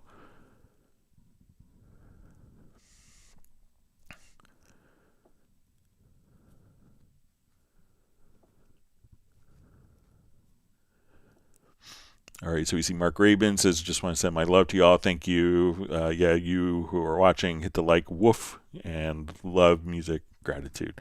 So yeah, everyone give a big woof to Mark Rabin's dog, Stella. So woof. So he's a beautiful animal who loves to listen to the Club Cubase live streams.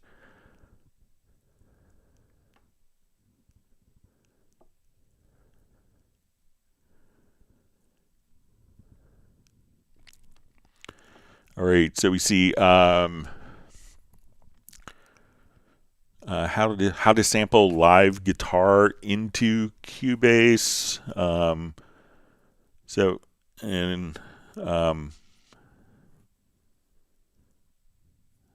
you know, anything that's recorded, you know, so if you wanted to sample directly in, you know, we could just record, if you know, in Cubase, we could just say, okay, I want to take. So let's say I want to take. So let's say I have a guitar part here. I want to take. So I could come over here to Very Audio, and this is just like a single guitar voice. And let's do the analysis of it. All right, so let's say we want to, let's go back to the.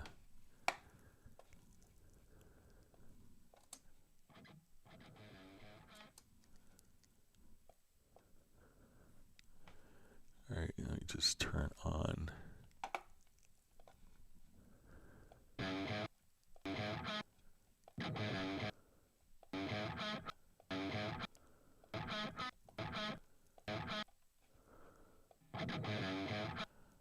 All right, so let's say we know that this note here is going to be a G. So as we just kind of listen to it,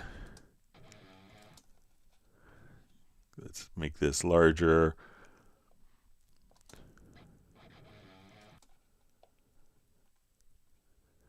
All right, so we'll say.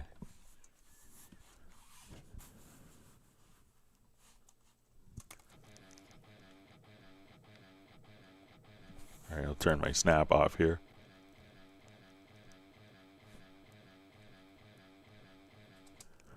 All right, and let me just pan this in the center. And now if I wanted to, let's just go to audio. We will bounce this selection. I will go to my sampler control, drop this in. We're going to say our root key is, we'll say G3. We know it's G. And now I could. But any lick that you want to kind of drop in, we could just kind of come right over here, any recording that we want, and say, okay, I want that particular lick, drag that down. So we could take like the whole file directly in. We could also choose different start and end positions of a whole file if we didn't want to bounce the selection. So we could say, okay, I want like just this particular sample part. And now.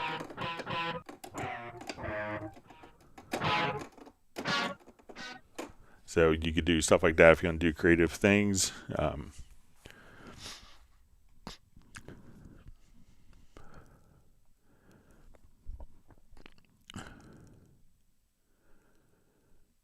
All right, so we see from Fred Rad says, explain track preset and channel preset. Which one is the best? So I think, we have effects chain preset. So if I want to, let's say, if I'm here and I have this bass dialed in, so let's say we'll just...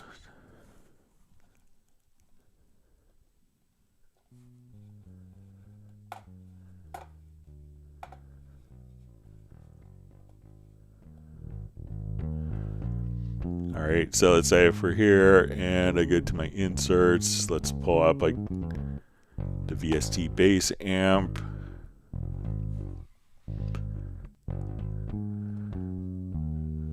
So let's pull up kind of screaming for an Ampeg.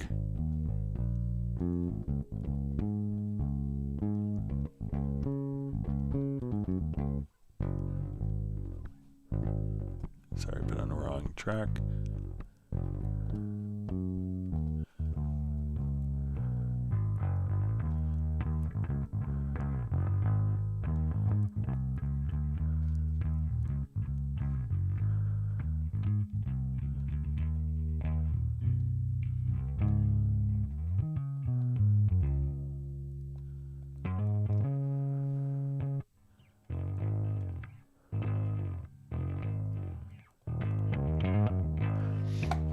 All right, so if I like,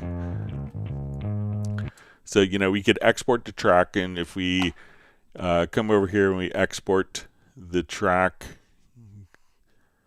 so, if we export our selected tracks, that would include the event itself. But if we want to just right click, we could save a track preset. So let's call this Feb 13th bass. Okay, so now let's say I don't have any plugins. Let's put like a nasty EQ on it.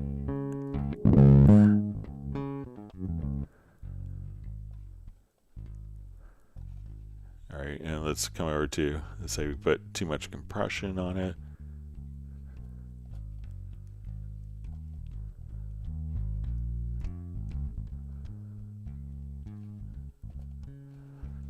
All right, so now if I wanted to get back to the settings where I was before, I could just right click on the track. We say load track preset.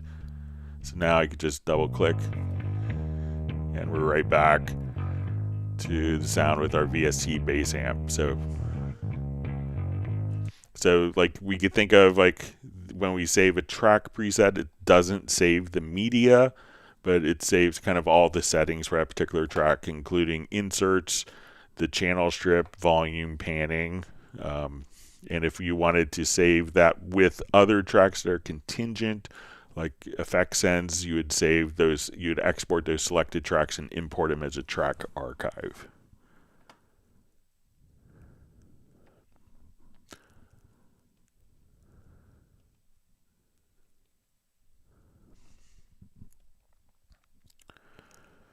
All right, so we see from Fred Red, just asking, the days back, we rewire most of our plugins to save memory, like Hypersonic 2, but it's not.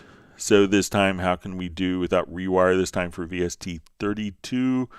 So Hypersonic 2 never worked as a rewire device. It was only a VST. It was only a VST2 plugin.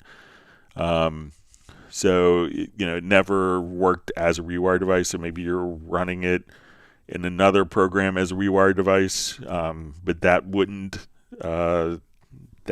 do anything to save on the audio performance usage. It may split it to a different program.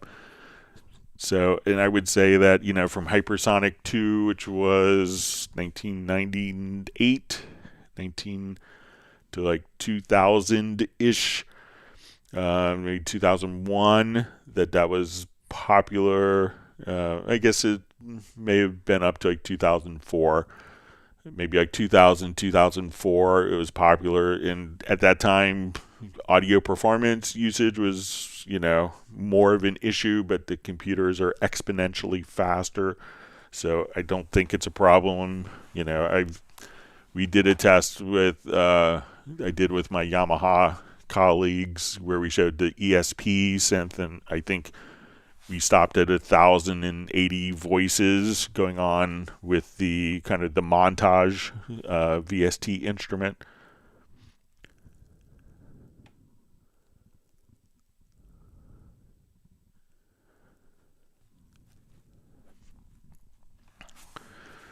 All right, so we see a question from Mr. John A. Walker. AI VST instruments, are they on the way? So I would say that a lot of VST instruments have been using kind of, different forms of AI. So if we want to, come over here, so it really depend on what your actual definition of AI is. But, if we come over here to OmniVocal, which is part of Cubase 15, a lot of people would consider this AI, where it's actually using, where we could just enter MIDI in and then you have a singer, a vocal part is created. So a lot of people would define that as AI. Sometimes I define it as RI. We'll call it real intelligence because it takes a lot of planning. But I think people's expectations are that you could take a picture of an instrument that you don't have. I'm going to take a picture of a violin. It's going to make a violin sound. While it may look like it's doing that, it may just actually pull up something that's doing it. So what may be the appearance of an AI VST instrument for a lot of cases may be just what is presented to the user as being AI, but will just trigger different sounds. We could look at physical modeling of different instruments, which, Yamaha has pioneered, and it's continued to do with Vocaloid and OmniVocal as well. So, but I think we'll still have a lot of instruments that are, very cleverly designed by really smart people. So.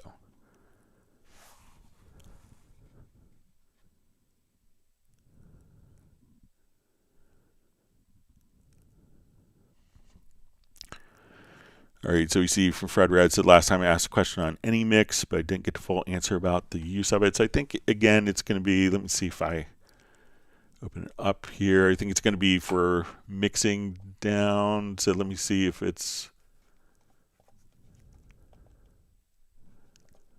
so let's say if we go to the plugins, let's go to our default.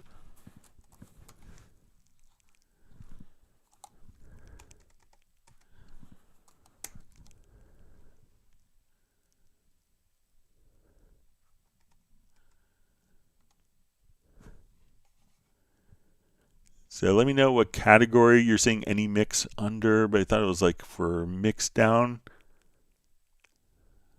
Like, it might be like thinking of kind of like the mix. So let me know like what category you're seeing your any mix under. But I think, I'm not sure if it's in the later one, but it was kind of like for doing down mixing of different presets. But if you could let me know the category you see it in, Fred, that'd be helpful.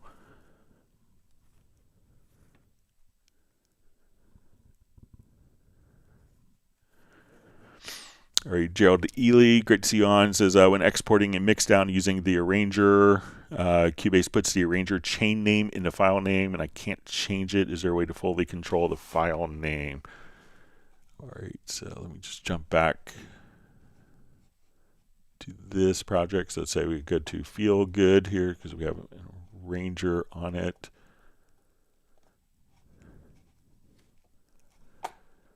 Great, and I will revert.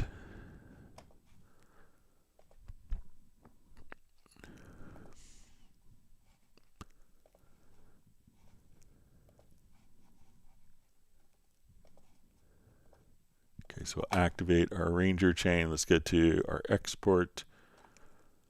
Audio mix down. So when you look at this, so if we go to our arranger, so let's say we go to our play order. Let's see if we go under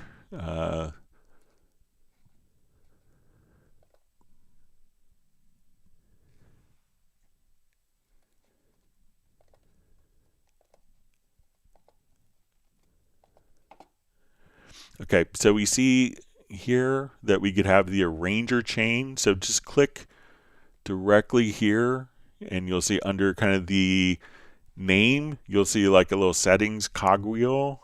And one of the options that you have here is the arranger chain. So when you look at this, we can see that this is play order 2. And let's give the project name. So if I drop that down, we could see that this will be Feel Good C7. This is the play order. So this kind of gives you a preview of what it's going to be.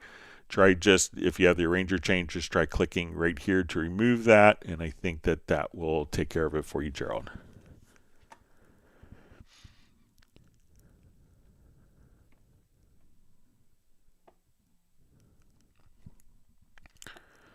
All right, so we see from Fred Rad says, if I opened the old project Cubase 14 and 15 after saving it, any bugs from previous still remains? Why? So let me know what bugs it is, because if it's a bug that's being caused by like a third-party plugin, that may not change from Cubase to 14 to 15 if the bug is actually being caused by like an external plugin or a different device. If you could give me some more details, we could try to figure that out for you. Great to see Tiago joining from Brazil. Wonderful to have you on again.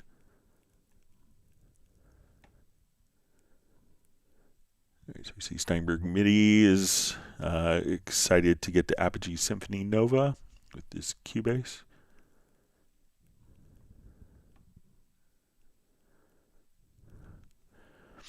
All right, so question from Fred Red. Cubase and Nuendo, can you give the difference and which one is the best? So we could think of, the original design intention as Nuendo is going to be more for audio post-production and Cubase more for music production. And there was kind of, at one point, years ago, like 10 years ago, there were like Cubase features that were more music production that weren't in Nuendo in that path. And that kind of path of thinking had changed, and now Nuendo will have everything that Cubase has, but Nuendo is going to offer very specialized tools. Now, these specialized tools are not required for everyone that's doing music production, which is a larger market. So if we were to say, okay, it's going to have Wise audio game, like a game audio engine that interacts with Wise, for the game engine. So a lot of music people don't know what Wise is, or if you're doing ADR, you're replacing all of the dialogue in a film. There's special workflows for that. If you need to do reconforming of where someone had done a new round of video edits and now your audio project, you have to take out 6 frames from here, 10 frames from there, add 1 minute here, take 6 seconds away from here, add 4 minutes, 15 seconds to this because it edits, take 32 seconds away, take 15 frames away from here, that your project can automatically update based on those particular those edit decision lists from the video program. So we could think of Nuendo is going to be all the Cubase features plus very specialized. If you need to do more Dolby Atmos, with multiple beds, you need to import ADM files, you need to do game audio work. You need to work with doing post-production, those type of functions are going to be in Nuendo. So if you need those features, Nuendo is going to be best. If you don't need those advanced features, then Cubase will be the best. If you open them up, they'll both look very similar. Just there'll be, more capabilities inside of Nuendo for more advanced features. And if you don't need to utilize that, then Cubase is fine. So, obviously Ludwig Göransson and Hans Zimmer and lots of people have made an incredible living and doing, winning, to keep winning Oscars and Golden Globes every year with projects that they do in Cubase. So, all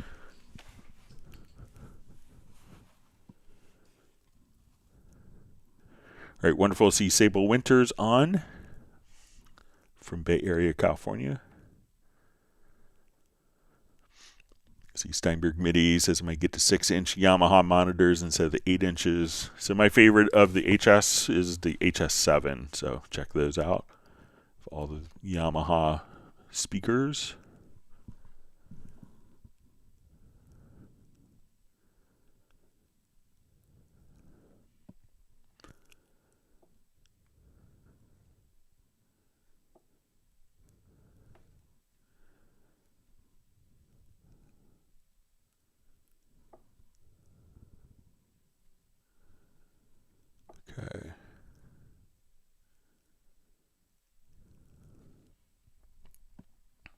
Alright, sorry, my chat field jumped.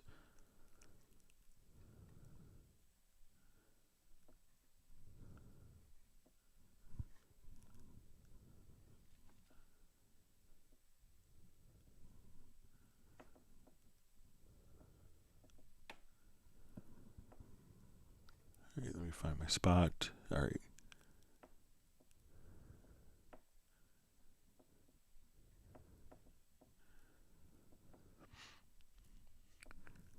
Alright, so we see Soren, sounds stable. He took some vocal lessons again today.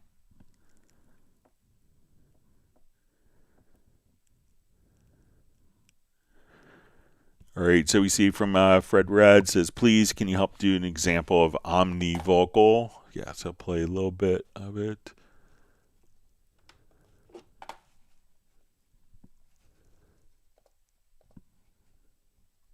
Alright, so OmniVocal is going to be, let's see if I have.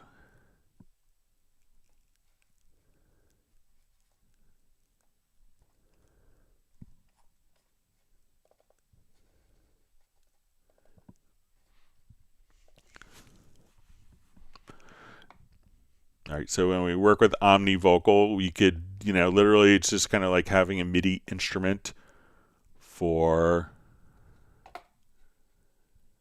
that will generate vocals. So we'll come over here, let's just listen to it a little bit. This is a song from my friend Tony Rooney. So we have kind of typical piano.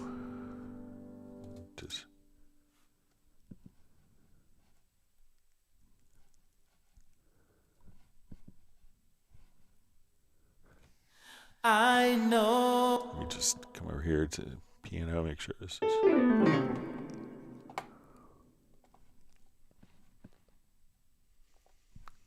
Oh, what you sing in the shower. All right, so when we go to OmniVocal, we could just come over here and we could just see kind of the lyrics that we could type in. So we have a text field in the key editor here.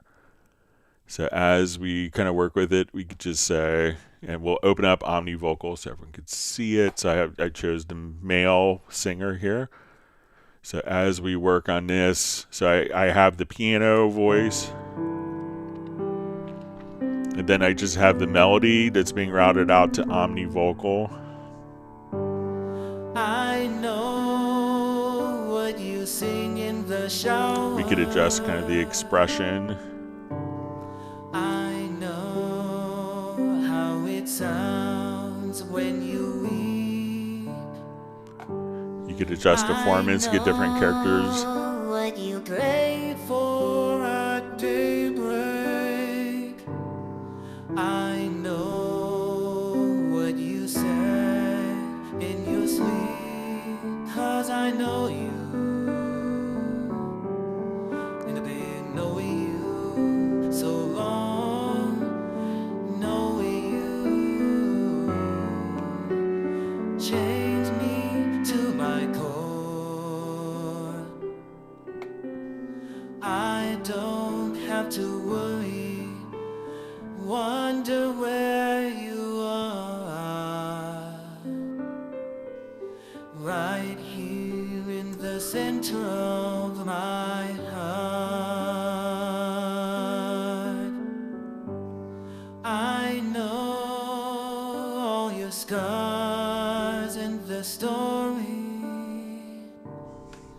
from your head down to the soles of your feet.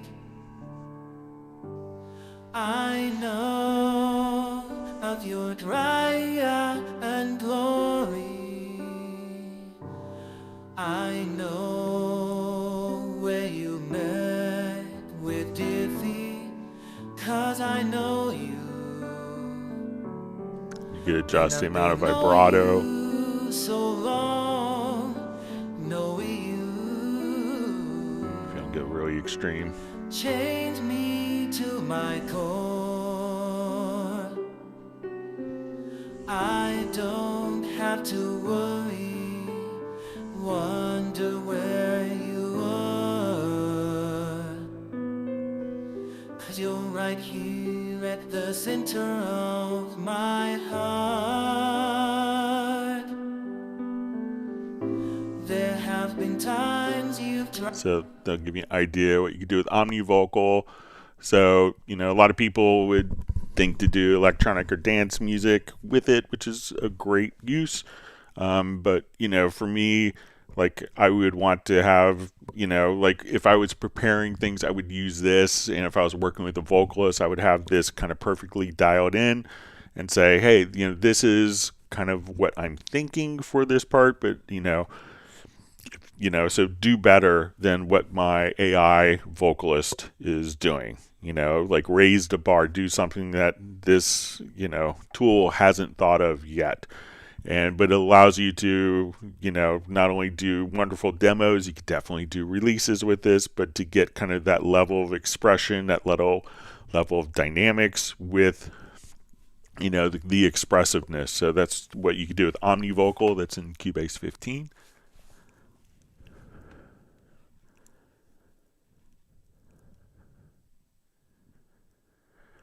All right, so we see Balsa joining from Montenegro. All right, so we have Brother Food Records. It says South African house guys loving the session. So thanks for joining us. See, David M says, just remembered it's Friday, Cubase Day. Not many likes yet. He's having a cup of tea. So sometimes if you refresh, the likes will kind of go up. But everyone could hit the like button.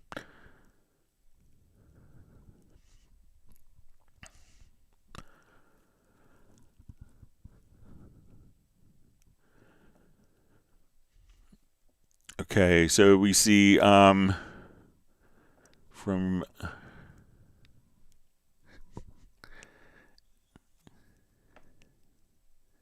so see Jazz Dude, great comment, says Steinberg MIDI was once addicted to Cubase and he's in rehab now. All right, so Fred Red asks how to trigger live drums. So if you wanted to play like, you know, a real drum part, you know, what you could do is just kind of come over. So let's say if you want to do like in a Groove Agent instance, you could go to Groove Agent SE6, which is included. So if we want to look at your different drum sets here, we could just kind of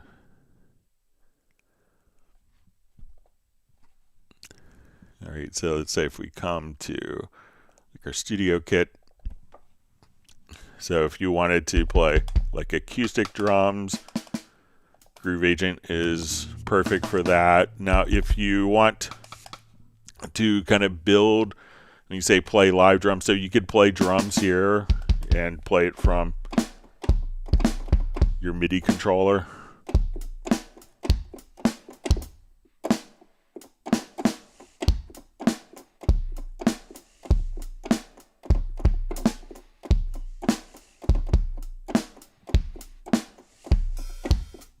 So you could play it just like that if you wanted to. Now, if it's actual, you know, a live drum part, you could drag and drop any samples onto your Groove Agent as well. So Groove Agent will have two modes, kind of a beat agent as well as a kind of acoustic agent. So the acoustic agent can play that, but if we wanted to just drag and drop audio files in, so we could just come right over here. So let's do,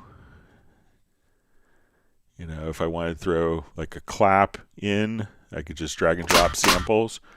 If we wanted to do, you know, different beats, you know, we could just say, okay, I want to take a drum loop. So now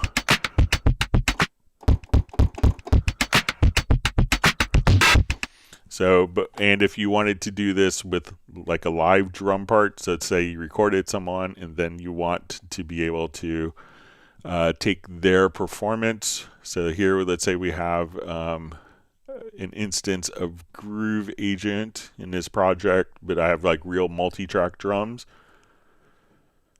And I want to come right over here. So let's say I want to, we will cut all the drums out of this particular agent. So when I come here, let's cut the kit. So it's in this I have, 3 kick drums and 2 snare mics. So say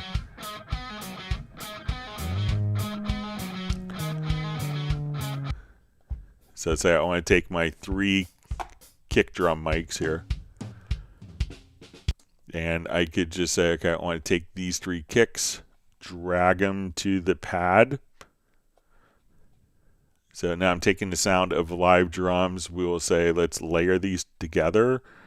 I want to, so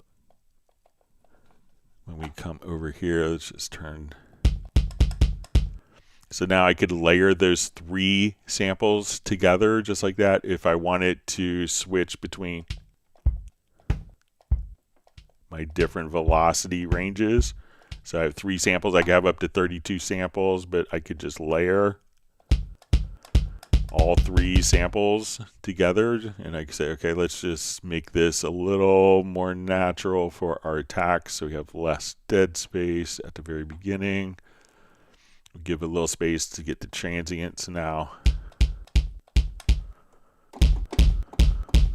And if I want to do the same for my snare, I could just come right over here and just say, okay, let's take my snare drum and say, okay, I like that snare, drag that range of the snares.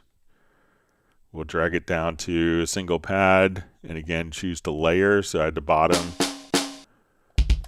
And then if I wanted to, take this and say, okay, let's just tune my snare.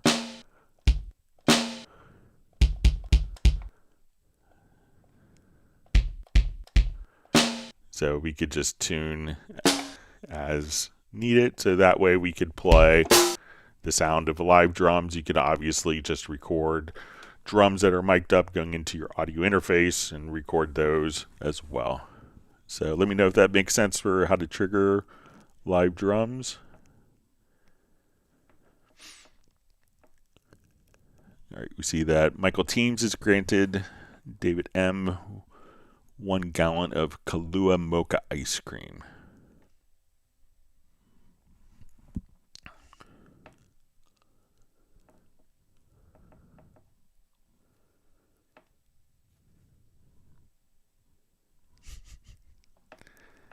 Let's see, David M. his wife shakes her head at the ice cream flavors he received from Michael Teams.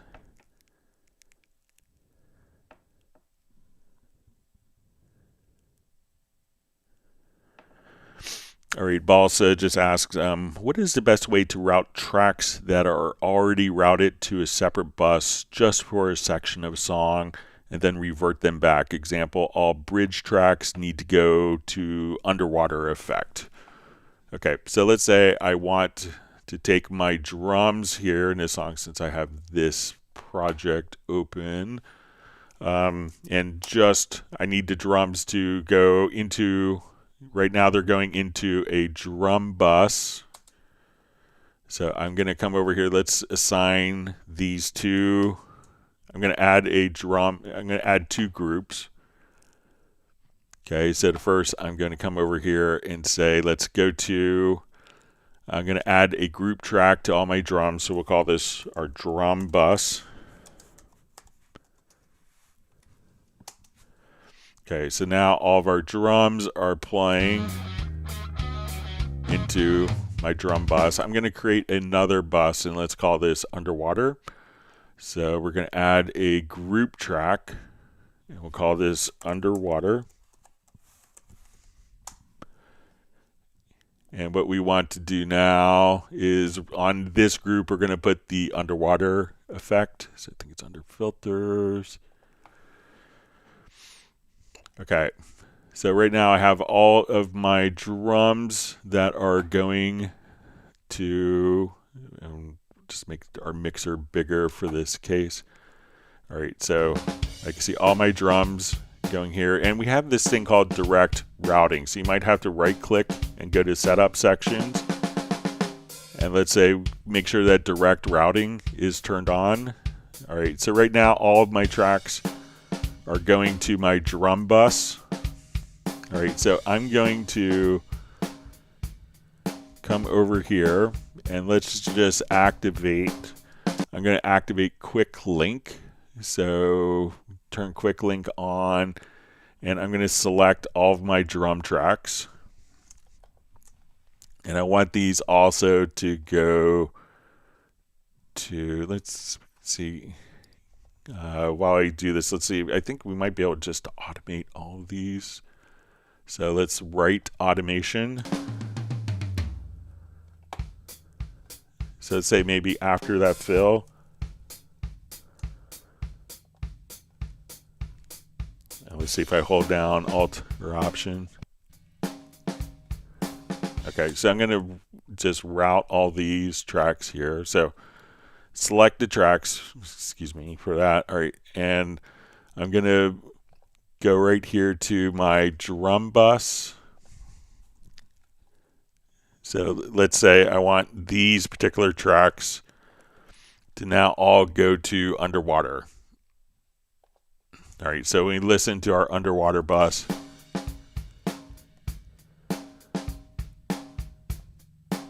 All right, and let me just check one quick setting here.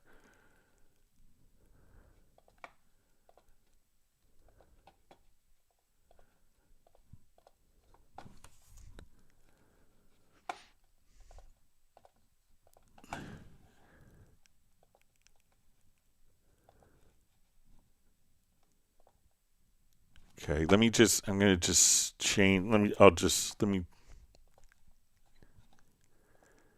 send all the tracks here to my stereo. I'll just start fresh with this. Sorry about that. Take a different starting approach with this.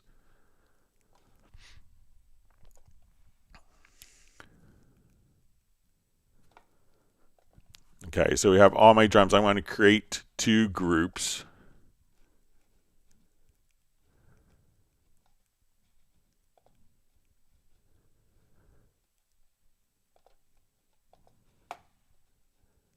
Okay, and we'll call this underwater. So I want to basically still keep the routing here, and we'll call this drum. All right, so now all my drum tracks are going out.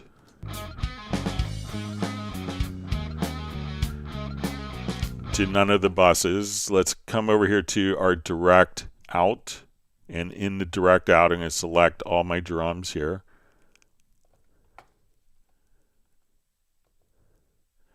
And I'm going to enable Q-Link, hold down Alt and Option. So now we're going to send them to the drum bus. Let's take all these, and on our second bus, let's send it to underwater.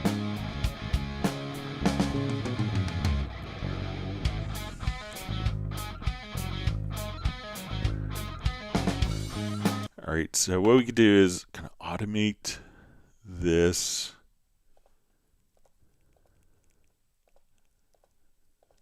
Okay.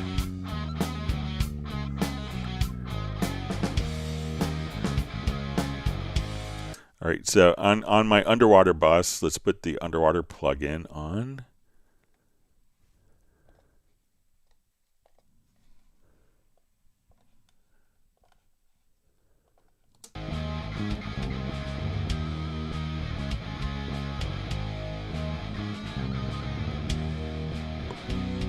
All right, so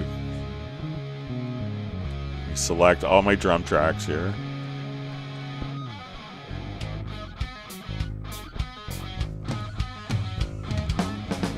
All right, so now I'm going to automate the mixer here.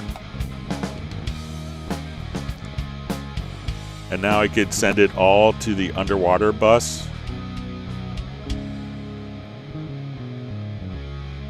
Let me just adjust this EQ setting here.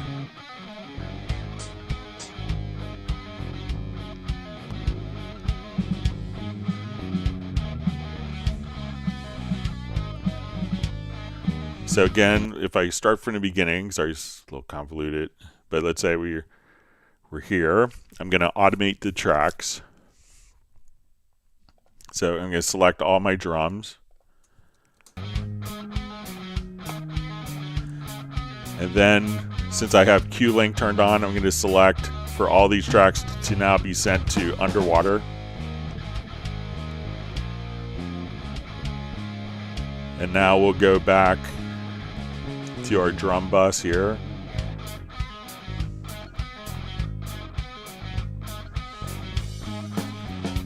All right, and we get to like the verse here. I'm going to automate this again.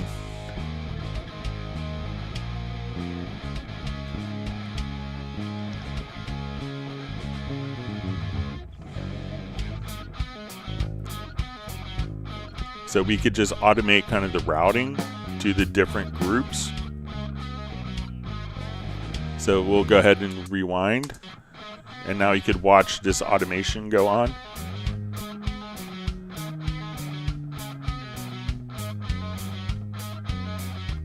So I think maybe on a downbeat here, we go to this group. Then it's going to go back to our main drum bus. So once we select those tracks, we could just simply come over here and automate the routing of those tracks to different groups, and that's going to go to underwater. Then it'll go back to our main drum bus. So we could just automate the routing of the direct outputs between the two different groups. So select all the tracks, put them in automation, and then that routing can automatically be switched back and forth between those. So set up tracks, I had them all set up to go to the stereo out, add the two group tracks, and just automate those, and just use the quick, select the tracks, and then you could just come right over here, and while you're automating, choose to just toggle back and forth of which group those drums are going to. So let me know if that's helpful for you, Balsa.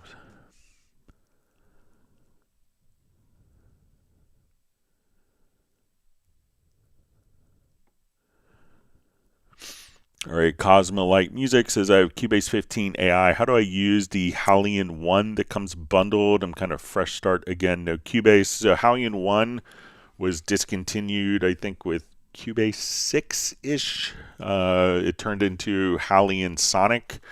So instead of Halion 1, all of the sounds that you see that came with earlier versions of Halion Sonic when you go to, or Halion 1, have now migrated into Halion Sonic. So you may have to, that's part of your Cubase, download. So when you come over here, now you add a track, and now all of your different sounds are available from Halion Sonic. Right there. So this is kind of the updated, newer, more contemporary version of Halion 1. It's going to be multi-timbral, a lot more capabilities. But still all of your Halion 1 sounds are still all in there.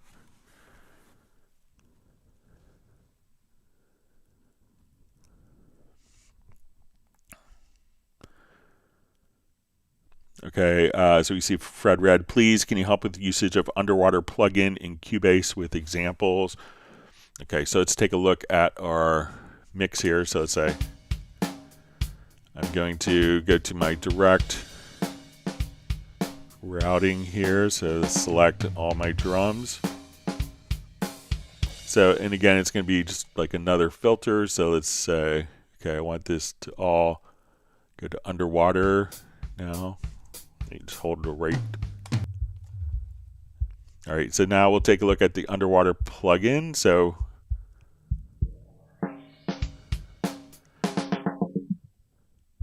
like this, if you're underwater, you kind of lose all the high frequencies.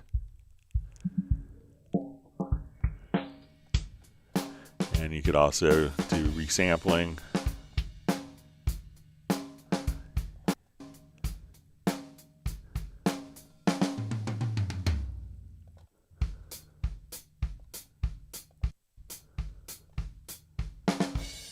So that would allow you to kind of make it sound like, when you go underwater and you can't hear high frequencies, that's what that plugin, or if you want it to be like if you're doing something for post-production or sound design where you're in a different room and you hear the bass coming through the room, that's what the underwater plugin is designed to do.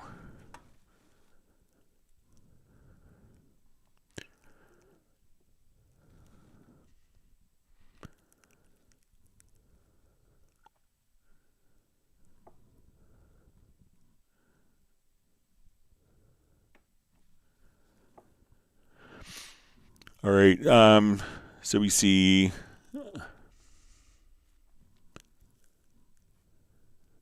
from Fred Red, how to do delay and reverb ducking. Okay, so let's say let's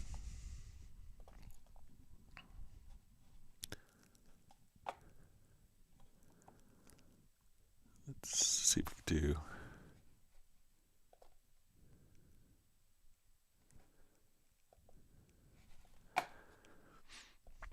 All right, so you know what we could do. So depending on your delay, let me see if I have a good example. Just take off some sends here.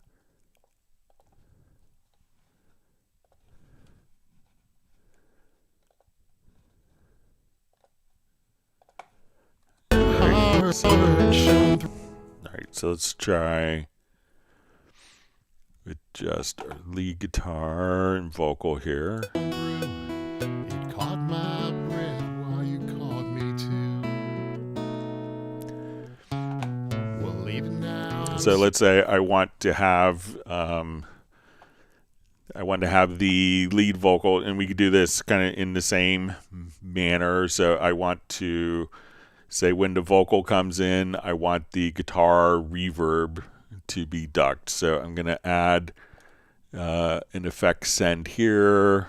So let's say now we want this to do reverb. So let's do Roomworks. All right, so let's say now we have. So in love with you, just like a long, long time ago.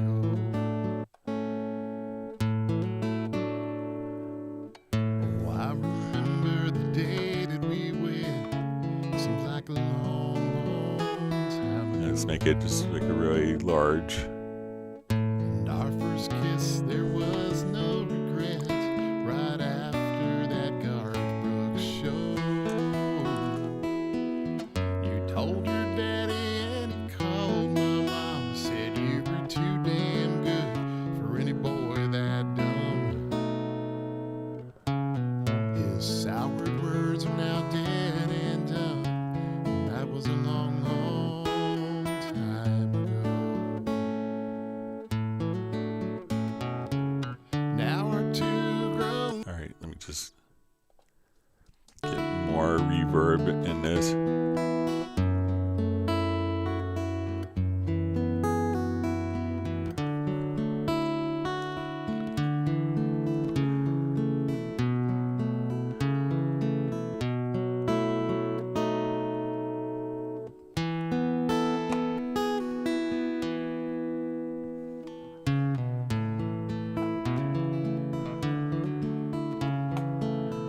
All right, so when I come over here to my Roomworks, let's come over and we go to the effects channel itself.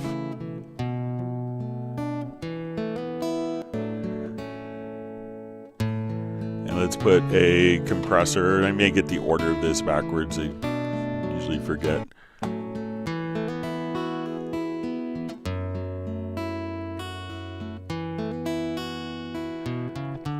Alright, so now I want to add a sidechain on the reverb, which is on the effects end. So let's come over here to the lead vocal part. We'll activate the sidechain.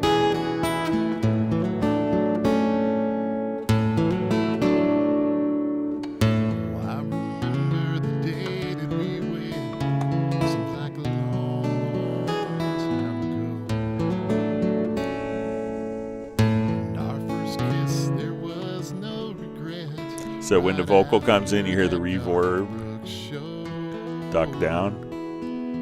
You told your daddy and he called my mom. Said you were too damn good for any boy that. Just kind of extreme amount. So you hear as soon as the reverb comes in, as soon as the vocal comes in, you hear the effect. So go to the effects send itself and just place. So the effects return channel and place a compressor after it. This is kind of an extreme amount just for demonstration purposes. And I know your dad's pretty happy now. And we could make the release longer. Our first kiss, it started all of this. Do you remember the day? And we could have our attack adjusted here. It was a long, long time ago. And I still love you like the day that we met. Oh, a long, long time ago.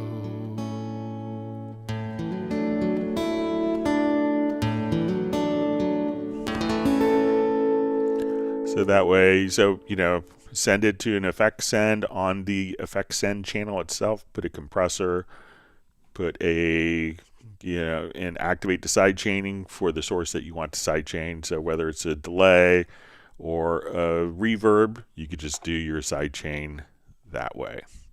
So same principle.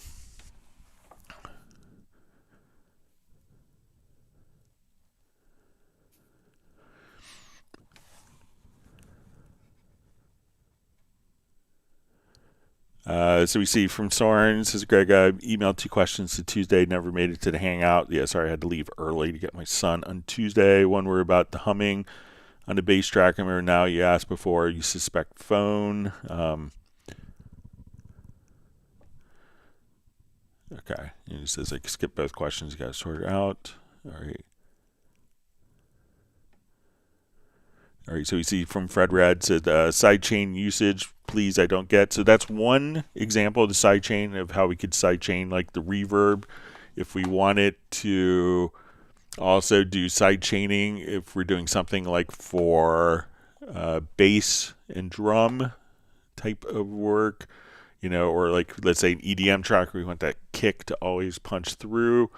There's another use of sidechaining for that, and you could get creative with it. But let's say we listen to this particular project here, and now as we do this, we can, let's say we have our kick drum.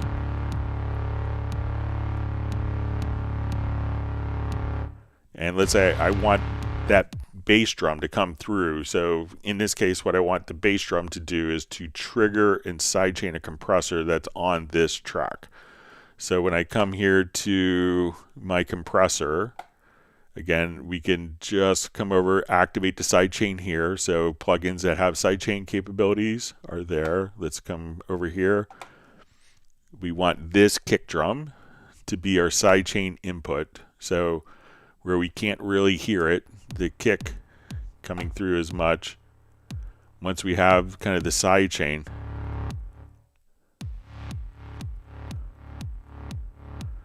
So now the compressor starts when it sees signal that's being sent from this kick drum into the compressor. Then that compressor will automatically kick in based on the input of other tracks.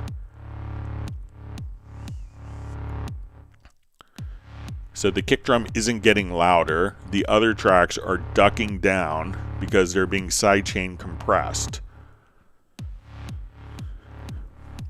Now we had another question while I'm here. I believe it was Beverly had sent it in about how to replace drum samples. So let's say I have this bass drum sample that's kind of used multiple times. And this technique works when we have one sample that's going to be used like multiple times in a project. So let's say I want to replace this kick drum with other kick drum samples.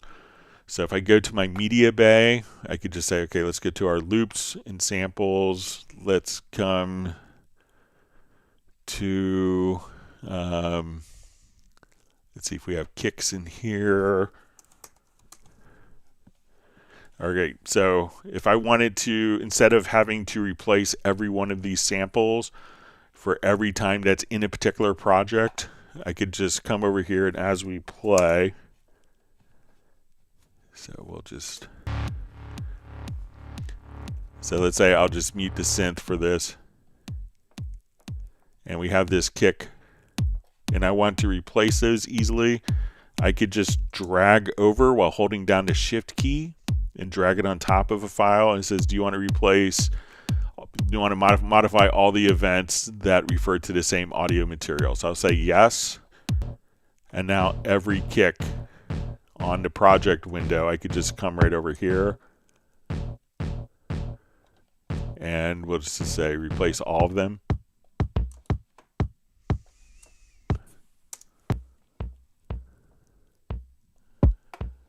And this way I could just replace 200 kicks all with one move instead of having multiple files all the time to replace every single instance of that drum loop.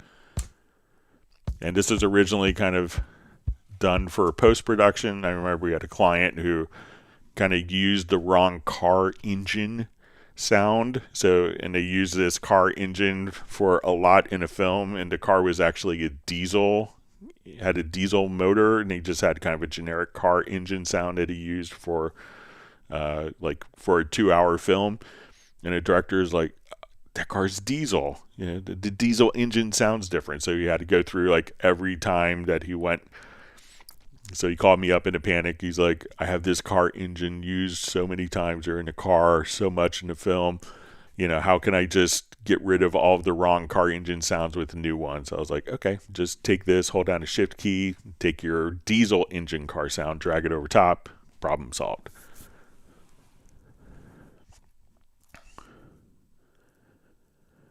Okay.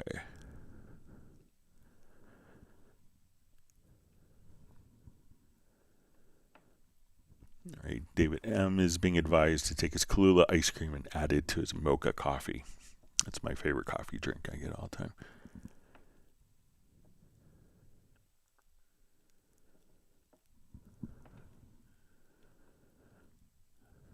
All right, Brotherhood Records asks, how do you time stretch all audio tracks at once for mixing from a different DAW?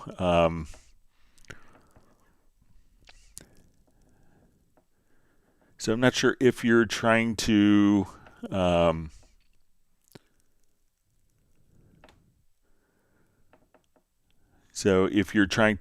stretch all the files. Now, one of the things that you could do, so not sure what the instance, the workflow is for this, but if you're trying to get all the projects from a different DAW to kind of fit into different time stretch. So let's come over, we'll go back to this.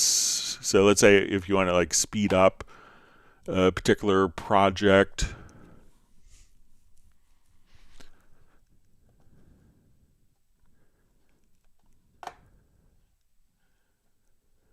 Okay, let me just revert this.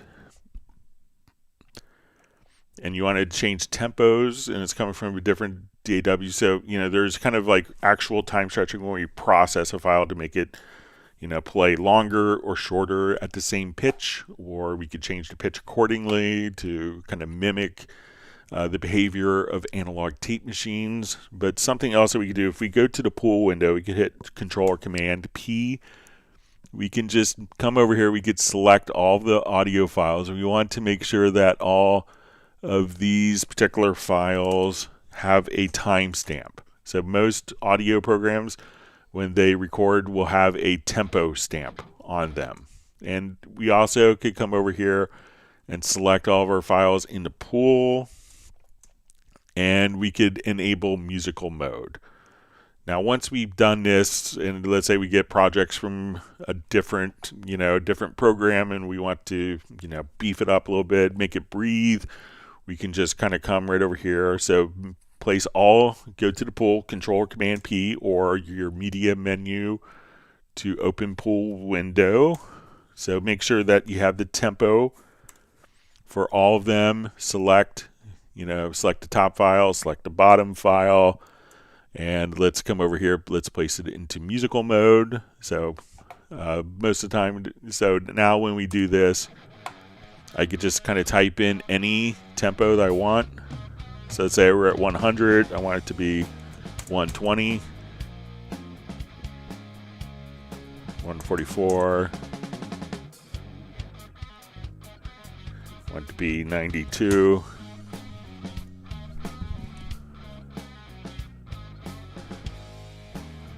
88. Or we could just come over here. We could say, okay, let's add a tempo track. And as we come over here, let's say, okay, we want to start at 120, but let's say we want this to, so let's say we're at 100.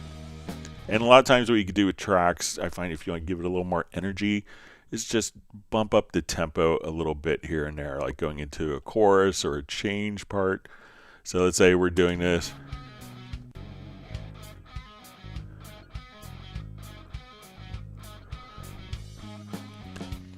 All right, so let's say we're going to have a change part coming. So let's say right there, I want to put in the tempo change, and instead of being 100, I want it to be 102 just for a little bit, just to make it breathe, especially with like MIDI stuff. So we can start off at 100 beats a minute.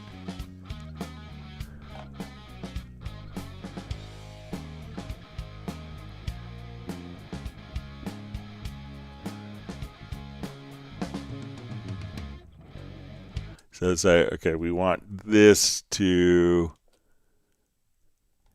go back to 100 beats a minute here. So we'll say, okay, let's make that 100. Let's make this one, we'll go a little more extreme. Let's say 104. Let me just adjust this to step. So as we're kind of playing along here, we listen to the tempo, but now we're kind of time stretching all of the projects that maybe didn't have a tempo map. So we just sped it up a little bit there, give a little more intensity, and settle back down to our original tempo.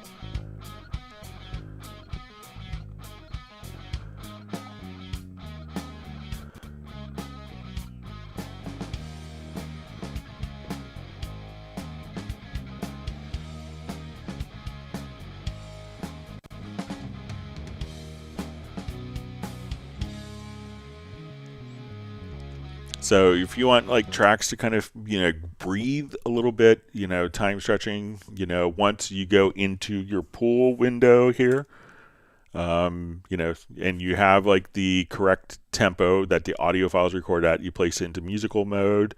You can then just have it automatically do the time stretching in real time. But great way just to make tracks not feel so monotonous. Just little subtle tempo changes here and there can make a big difference in a track.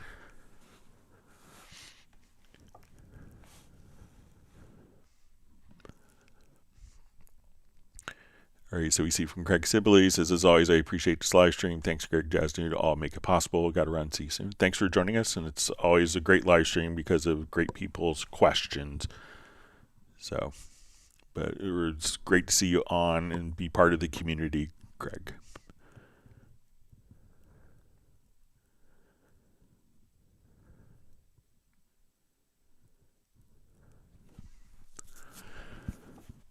All right, so we see from Fred Red, in exporting, is Interleaved the best? So generally, I would say stereo Interleaved is going to be, the best choice, and we'll show you the difference here. So let's take just, we'll do a mix down between our left and right locators. So if we choose an Interleaved file, this means that it's going to be a stereo file where the left and right channels are within the particular file. So we'll come over here, we'll call this Interleaved.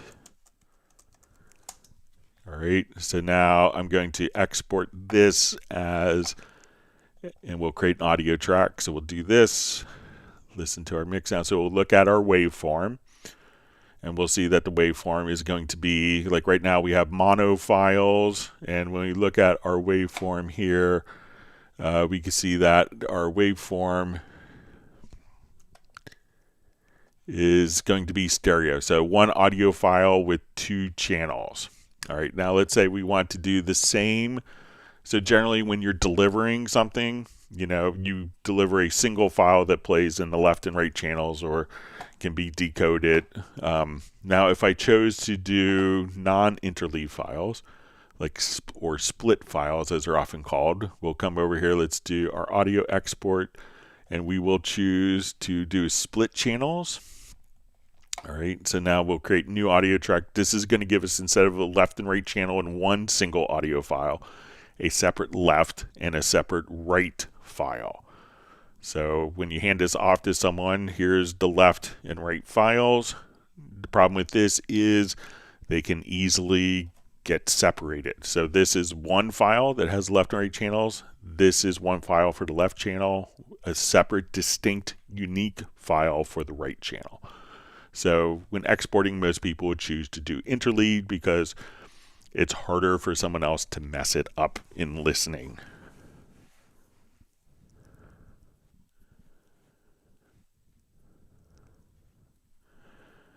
All right, so Fred Red says, I'll be happy if you could give me your personal email, please. You could always reach me at clubcubase@steinberg.de.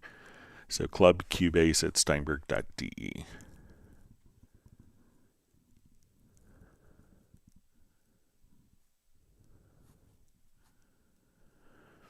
So we see from Fred Red said, all my questions are not answered last time. So I know we usually go for about 4 hours. Last Tuesday's live stream, I had to, my wife is out of town on a business trip this week in Las Vegas. She's returning about an hour from now. So that was kind of an unusually short one, unusually short live stream because I had to go pick up my son from school. So, but usually you get through 4 hours of questions, or until we run out of questions from people.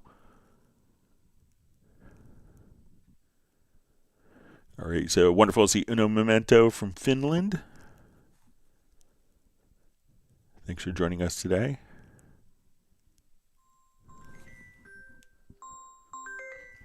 Hang on one second.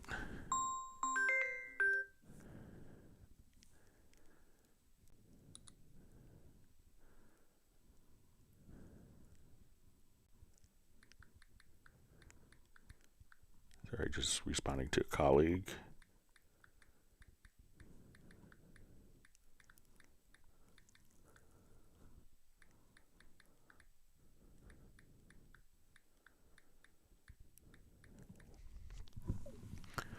All right.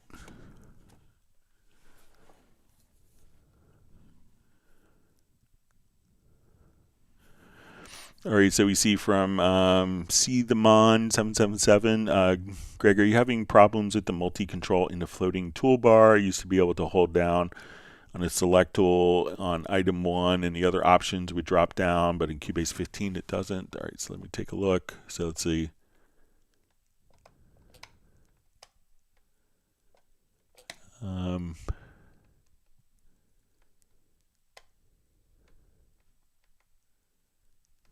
Yeah, it seems like it's, you know,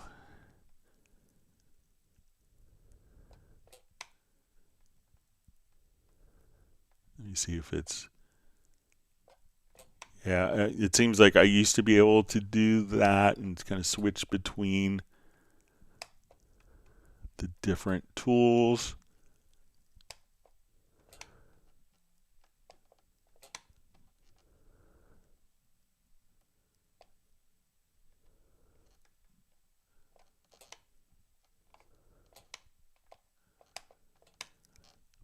It seems like it's doing it on my system as well. I'll make sure to report that to let the team know.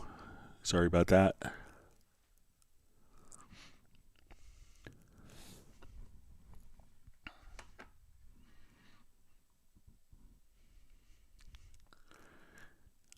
All right. You see that Soren is upset that Finland defeated Sweden in hockey in the Olympics today. So.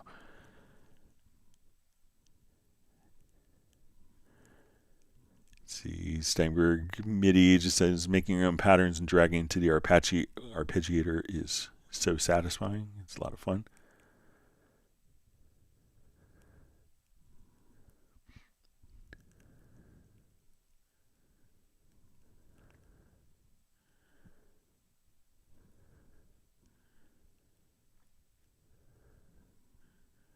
All right, wonderful to see Michael Marshall joining from Somerset in the UK. It's great to have you on.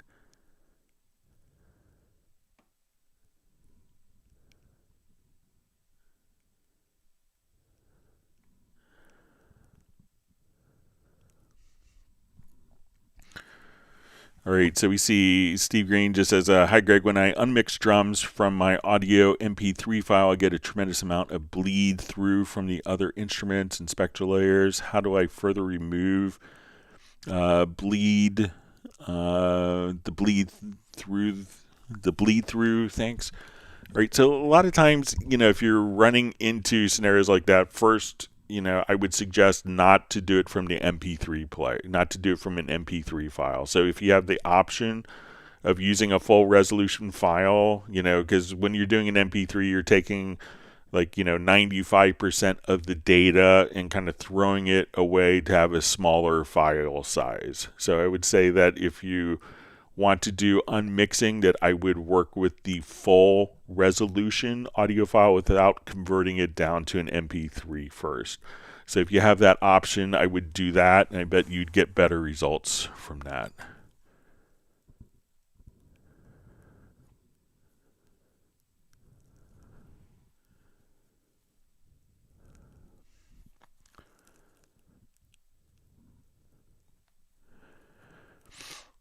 All right, so we see from rhill 109, how can a newly added track be auto-selected?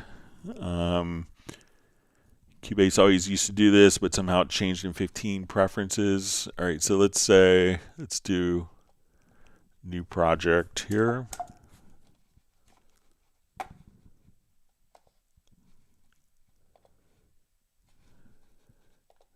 Okay, so if I add an audio track, all right, so that is selected. Let me just add a few more audio tracks. Okay, so we can see that these tracks are selected. Let me just see if it's, all right, let's add an instrument track here. We add an instrument track, we can see that it is selected. When we do that, let's add an audio track. So when we add the audio track, we could see that that is selected right there. So where I've seen this before is when people drag like a VST instrument track over here, that it's not selected. But if we drag the file into the project window, so if we come here and say, okay, I want Groove Agent SE, that would be selected. So I know Steinberg is aware of that. I've reported it to them. So maybe we'll see a resolution for that. But if you just drag an instrument in, then that instrument will be selected. But if you drag it to the project window, currently it's not selected. It needs to be selected after. So hopefully that'll be resolved.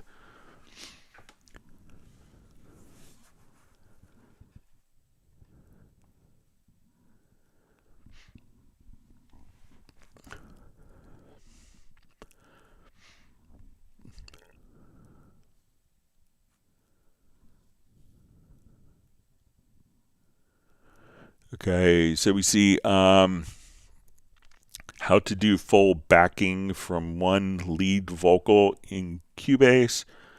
So do you want to do a full backing track, or do you want to do background vocals? So let's come, if you want to do background vocals, we could just come over here.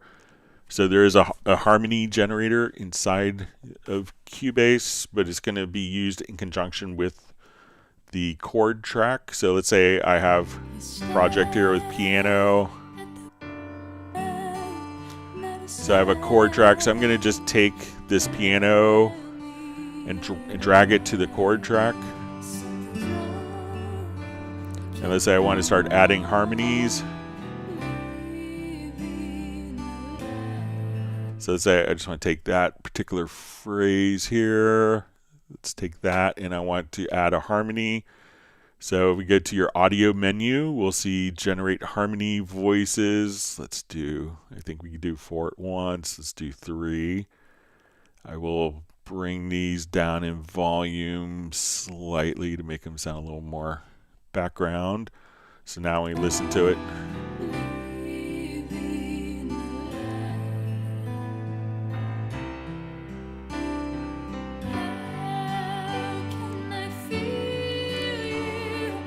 So again, once it knows what chords to do, it could then generate the harmony voices. Just kind of select what you want for the backing vocals and audio menu to generate harmony voices.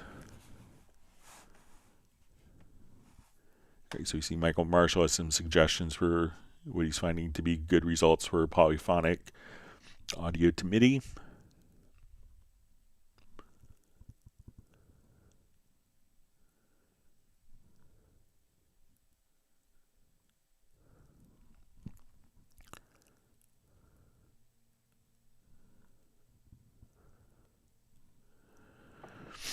All right, so we see from Fred Red how to do chord guideline in Very Audio.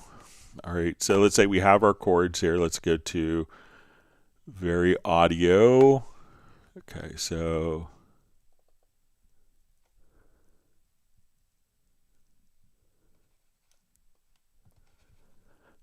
we'll just come over here. So let's look at our Very Audio. All right, so we have our Very Audio events here. So let's go ahead and edit the Very Audio.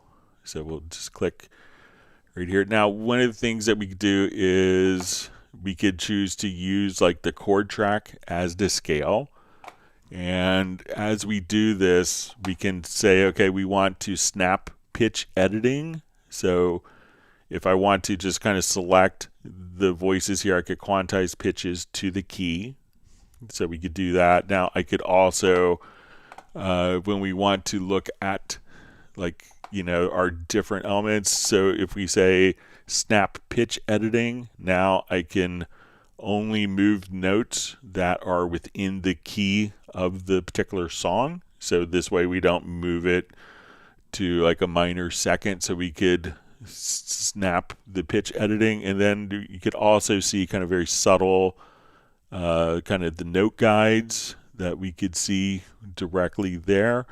Now, as we do this also, we could choose to colorize the notes based on scales and chords. So where we see green notes, that this note is within the chord, this note is within the key. If I move a particular note, let's say I take my snap pitch editing off, and I move a note, and we see that this note turns into like a red color.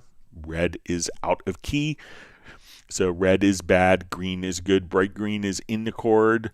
Kind of the lighter shade green is within the scale. And if it's a red note, as we move it, that is out of key.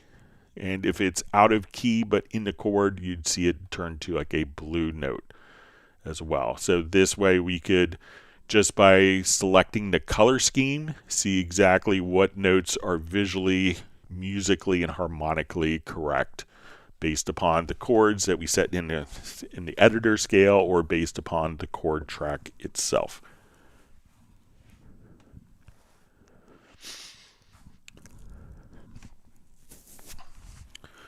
All right, DJ Stats 1997 asks, all right, Greg, when using the sampler track, the obvious thing is to change the root key to that of the sample being used. Is this absolutely necessary as some samples come without the key?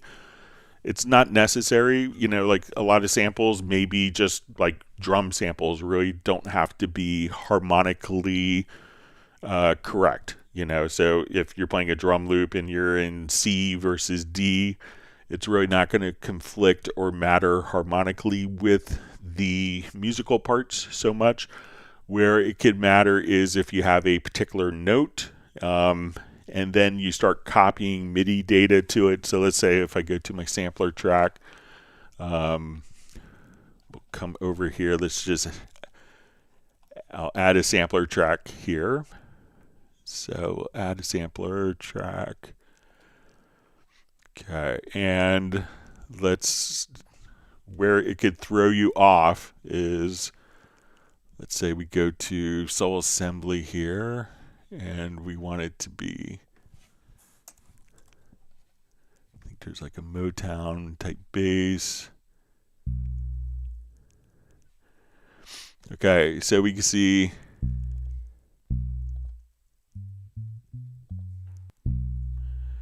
All right, so if I drag this sample here and I have the wrong key, so I'm playing, and let's say my root key is set to C3. All right, so now I play the sampler and a piano at the same time. So if I'm playing it musically, I can say, oh, the bass is not playing the correct pitch for based on the sample material. So if I come here,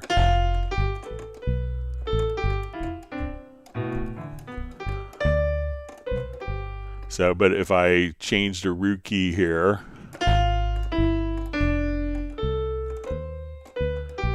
so if you want to actually play the events, like, you know, from a MIDI keyboard, and you want the notes to sound the same pitch as other notes you're playing in the project, that's when the root key is really critical.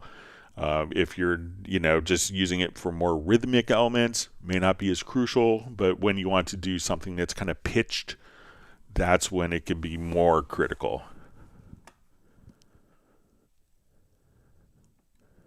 So wonderful to see Pablo on from España. Glad you can make it. Wonderful drummer in Hot Mess.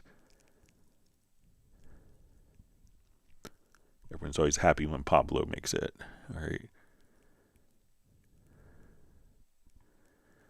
Let's see, Pablo has a question on Wavelab. We'll see if we get it.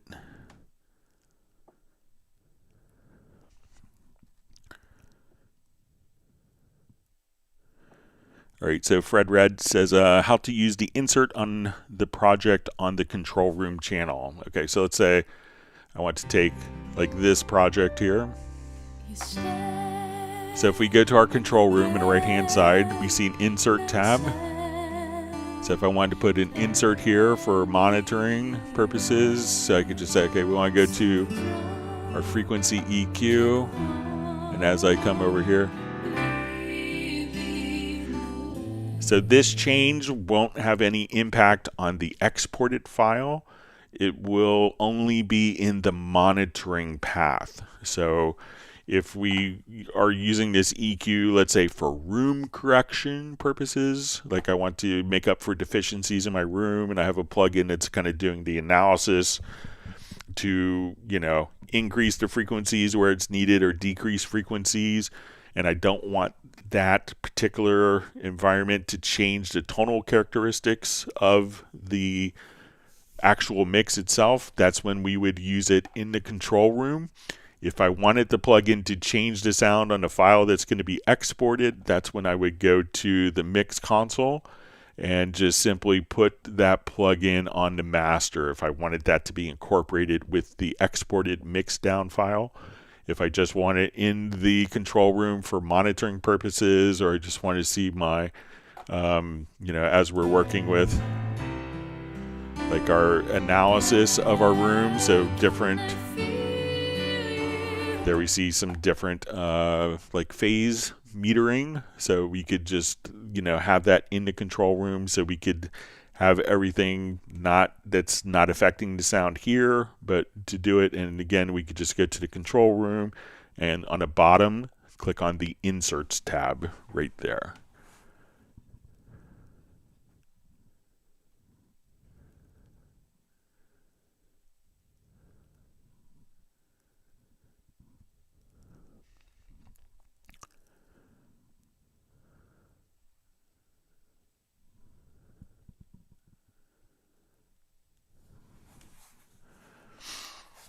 All right, so Beverly Beatty's asking, Greg, if you're using Cubase EQ and have made multiple changes on the screen to your EQ setting, can you step back in case you made an error and didn't like the adjustments one is made? Okay, so let's say we want to take our piano, and as we're working on this, we've adjusted.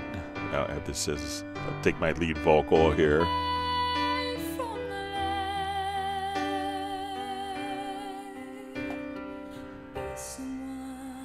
All right, so let's say while I'm doing this, I'm like searching for an EQ frequency.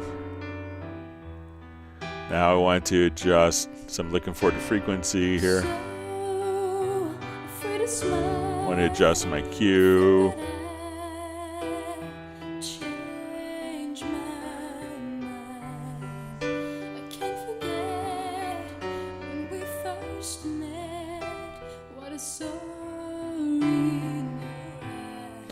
All right, so if I made a lot of changes, the mix console has its undo history. So a lot of times when we're doing editing, it's going to be Control or Command plus Z. Now, if I'm in my mix console, it's going to be Alt or Option plus Z. So now I could come over here and I could make my EQ changes. So wherever I stopped, I can just Alt Z, Alt Shift Z to have my console redo. So try Alt or Option plus Z. I think you're on Windows, so it would be Alt plus Z, and then you could get back. So you never have to make a decision. It's great. So now you go right back to where you started, just there, and you want to go back to where all of your EQ changes were made. Just Alt. If you're on the Mac OS, Option, Alt or Option plus Z.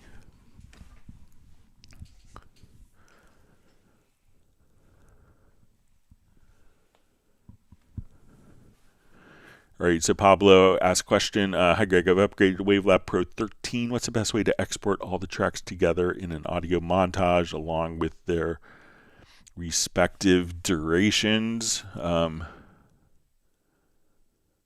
Okay, so, all right, so let's take a look at it. So let's go to a montage and Wavelab 13.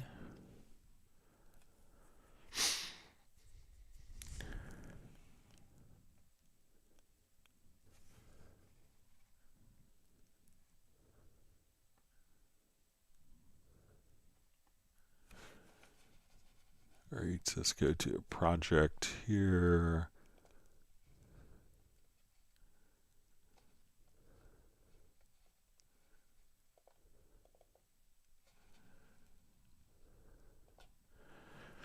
All right, so let me just, what's the best way to export all the tracks together in an audio montage along with their respective durations? So I'm not sure if you wanted to export everything as one single file or if you wanted to export all these together. So I think if we go to render and let's do like the whole montage. So let's come over here. We'll give it a named file. Okay. Let's say Pablo.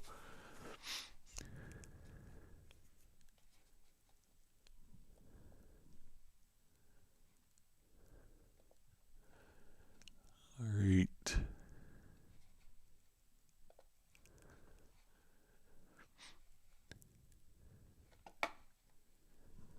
All right, so let's come over here. Let's put our desktop to a Pablo folder.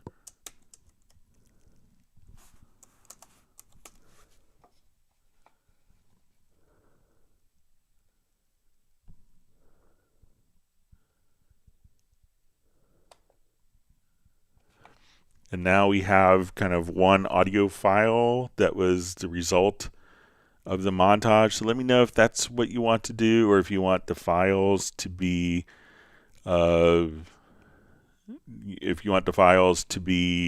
separate from that as separate files. I think we did this for Tim Weinheimer recently, but let's say if we come over here and we wanted to export like the individual files, I think if we go to like a multi-render,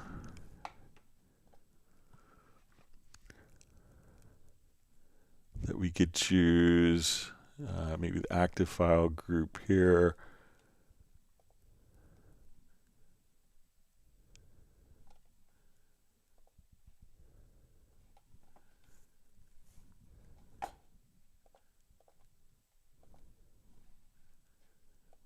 But let me know if you wanted the individual files or if you want it. And then we could also just do the montage backup. But a lot of these options you could just find directly in the render settings. So give that a try, Pablo, and let me know if I'm misunderstanding.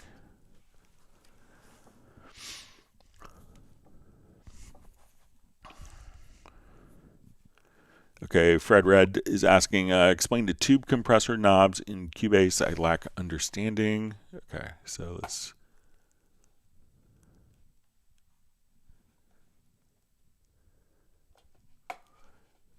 come back over here. Let's revert.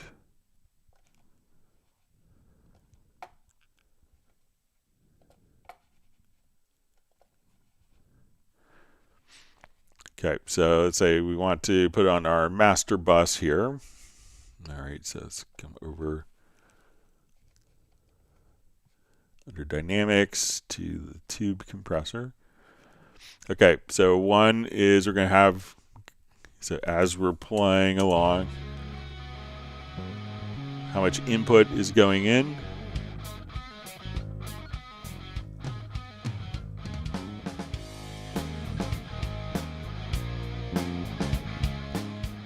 So if we wanted to have our drive, so let's say a lot of times, so I could set my output to a certain level, and then we could drive it with kind of our input. So if we have more input, we could drive that down. We could have like a little bit of harmonic distortion. We have kind of character. So just some different tonal flavors. We could have kind of our mix overall. So how much, so if we want to do like parallel compression, I could change my output here. So there's not much compression going on. And then we have the attack, how fast the compression is kicking in. And you'll hear this on transients.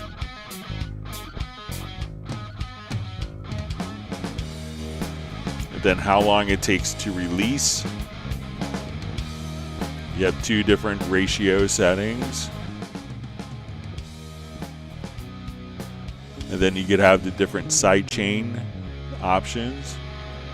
And whether you want the gain or the release here to be automatically set.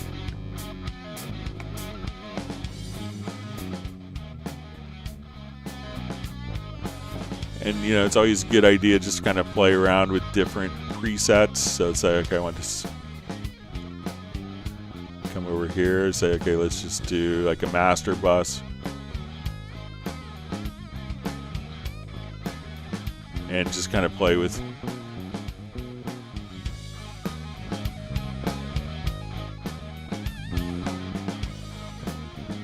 So in here, a lot of times it's just kind of playing with the input and output, and that will get you most of the way there.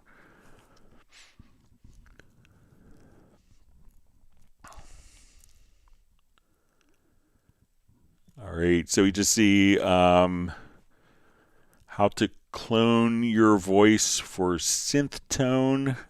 So if you want it to take like, so it's not necessarily cloning. If you wanted to kind of synthesize your voice in creative ways, so let's say we could do that, you know, using like Hallian's great. You could do it in Groove Agent, but one of the great instruments that's also great is Pad Shop. So let's say you want to do something interesting. So it's not necessarily where you sing a part in and it's going to mimic that. I believe Yamaha's Vocaloid allows you to do that. But let's say if we have like a voice. Okay, so I have that. We could open up an instance of, so let's just come here. And let's add an instrument track. So if you want to get like really experimental and come up with like fascinating sounds based on, with the Genesis based on samples, I can now just drag and drop this file into Pad Shop, and then we could start to, you know, take this particular preset. You know, what's always great about Pad Shop is you could just take and switch to sample.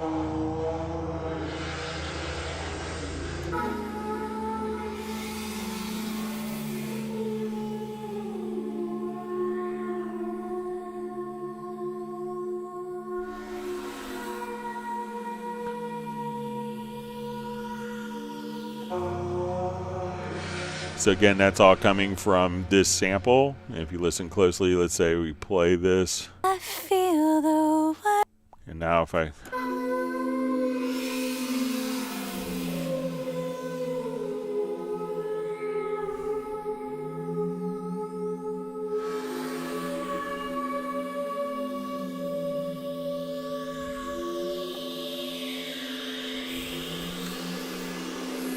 So One Voice is now an entire science fiction soundtrack. So, but if you want it to be like I want to take my vocal, drop it in, and have that as an instrument, there's nothing included with Cubase that does that, but check out Yamaha's Vocaloid, I believe, allows you to do that.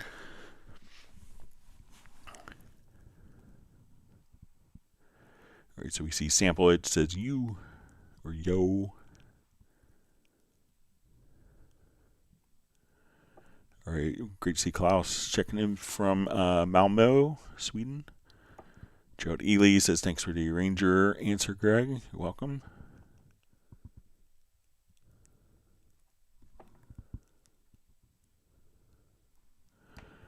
All right, Jackie Barr says, hey, thanks so much for doing these. Is there any way to have markers display somewhere all the time, preferably along with the name, not just number, that could easily be clicked on for navigation? Yeah, so we'll show you. So let's say we have a marker track. So one of the features that we have, if you go to the project menu, is called a divide track list.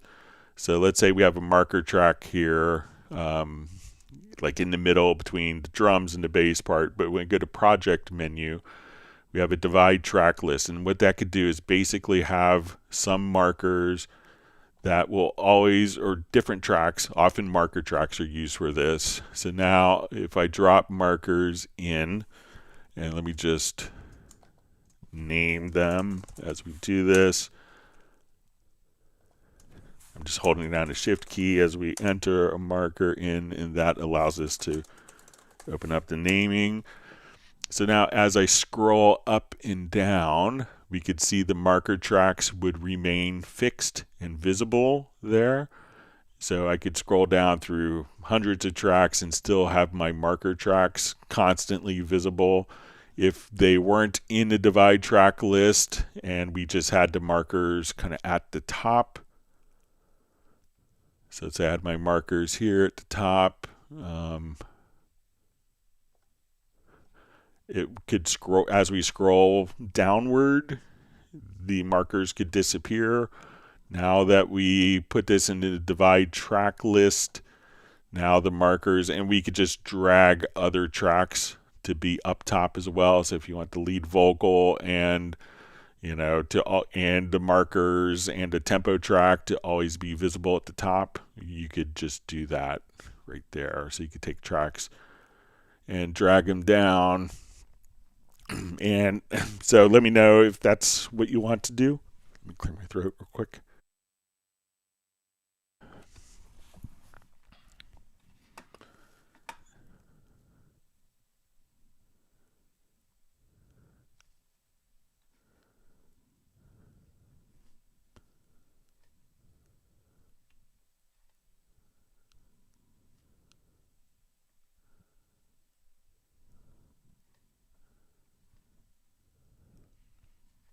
All right, sorry, just trying to catch up my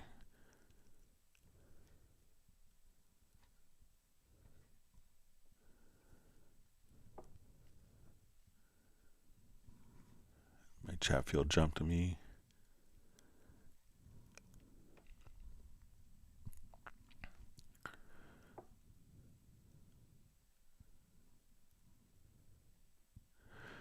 Okay, from Fred Red asks, please, is it maybe good to use dither on your master, and why? So, often when doing dithering, so it depends on what your delivery is. So let's say you're working, everything that we're doing generally is going to have 32-bit floating point or 64-bit floating point calculations. So as we are doing processing, we have tracks. Those tracks are being maybe equalized, compressed, running through plugins like reverbs, delays. So we see all of that, all that information. So, but there's probably, when we're working in our workstation, we probably have to deliver it to a lower resolution file for someone to listen to it.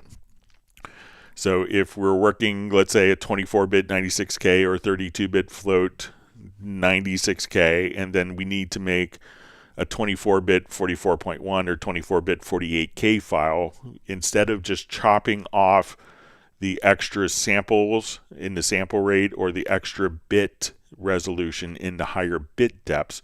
What dithering can do is allow you to kind of maintain that integrity of that sound when going to a lower resolution file. So when you're going to export and to a lower resolution file, that's when you want to employ dithering. It won't do you any good if you're just mixing your song at home and it sounds great, you're happy. But when you want to give it to someone to play on a file that they could listen to it, on CD or, an MP3, when you're going from a higher resolution in your studio to a lower resolution for monitoring and delivery, that's when you'd want to apply dithering.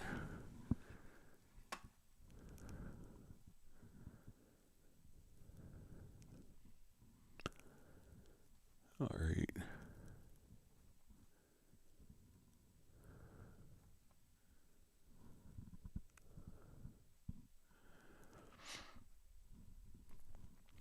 All right, so we see from Gerald Ely, says question, I have a MIDI chord progression with 15 events, all whole notes with no rest in between. How can I quickly change them all to half notes with no rest between? Okay, so let's take a look. Okay, so we could do this, I think, in a MIDI logical editor. All right, so I'll just add an instrument track here.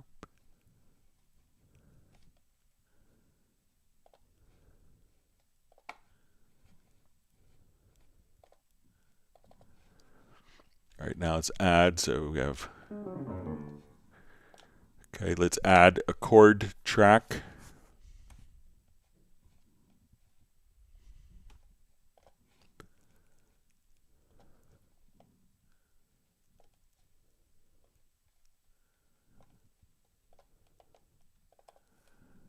All right, so say F.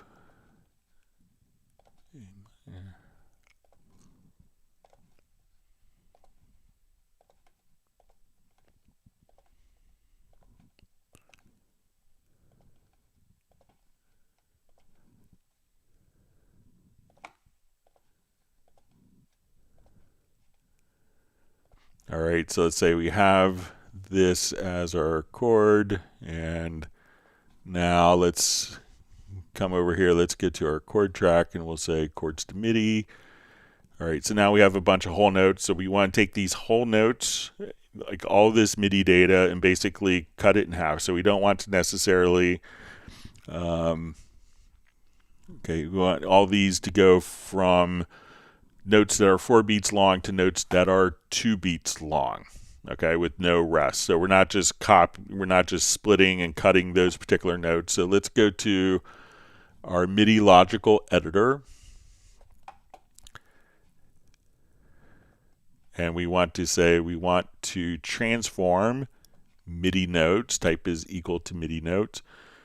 We want to adjust our position, and we're going to say we're going to divide by 2, and let's adjust the length,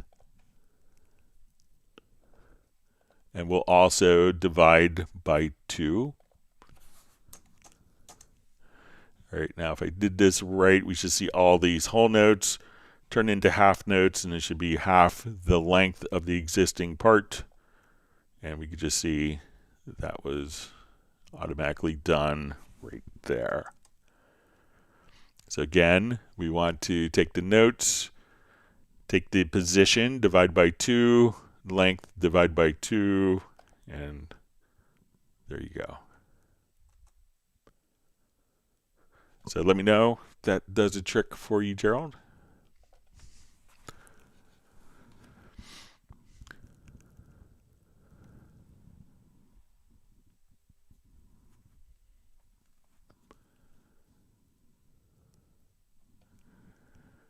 All right, so we see from Fred Rad says, when is Cubase EQ going to be updated to more bands? Any idea? So currently, every EQ has 6 bands. So you have pre-sections. So we could come over here, have a low cut and high cut, plus 4 bands of parametric, EQ, or shelving. So, we could do quite a bit. If you need more than that, you could also just open up a different instance of the Studio EQ to get additional bands.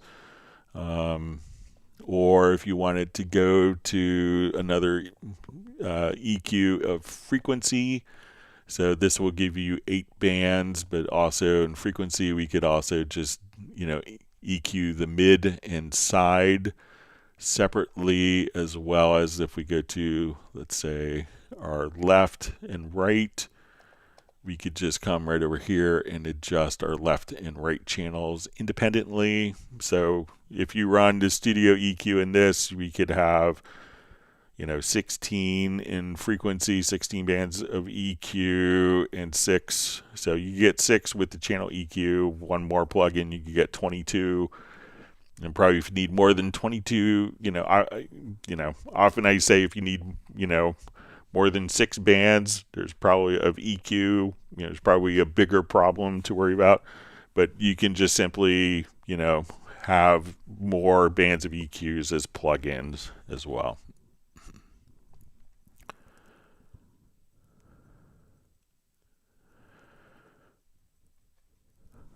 All right. We see from Del Sur Music, hello Greg, can I use my own voice for OmniVocal? If so, how do I sample it? So it's not designed to have user inputted voices. It's quite an involved process to, make OmniVocal. OmniVocal is a great example of making something incredibly complex and making it very simple and easy to use. So, maybe in the future, there would be ways of, taking your own voice, but currently it's not designed to do that now.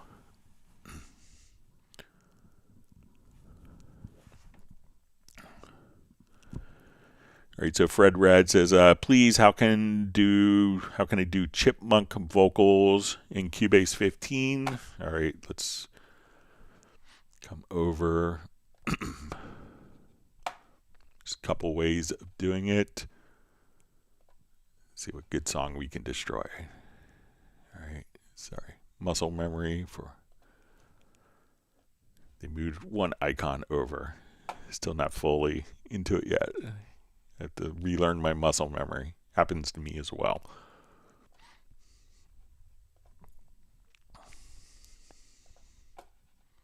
All right, so say come over here. Let's take our lead vocal.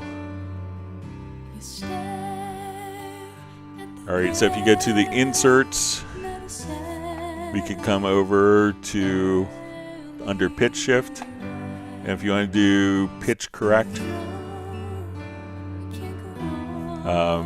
here we could do formant shifts.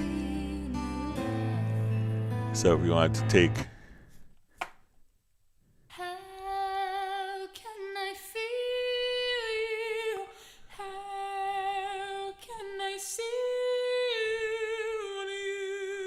so take the same voice. So if you want to go like real extreme.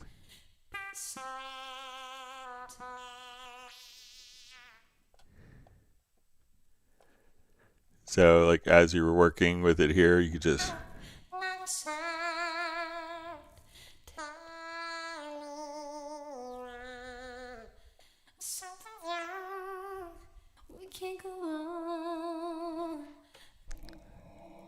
so if you want to go kind of extreme amounts, you can. And then there's also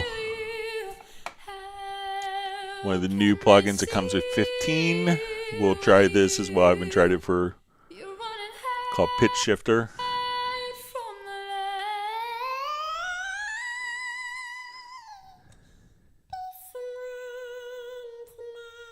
So let's say we want to make this an octave higher in real time. So if you want to adjust the formant independently here, or you could preserve the formant.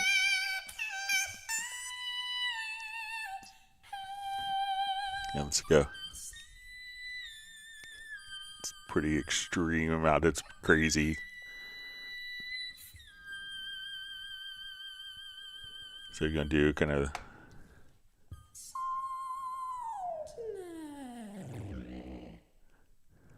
So play around with like the pitch shifter plugin in 15 or the pitch correct in earlier versions.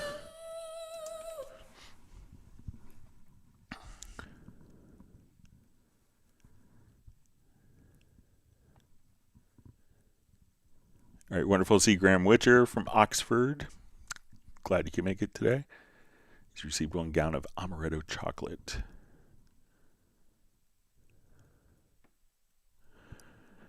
All right, so we see from Fred Red, please can you go through all the Cubase 15 effects to explain their features one by one, because I love Cubase.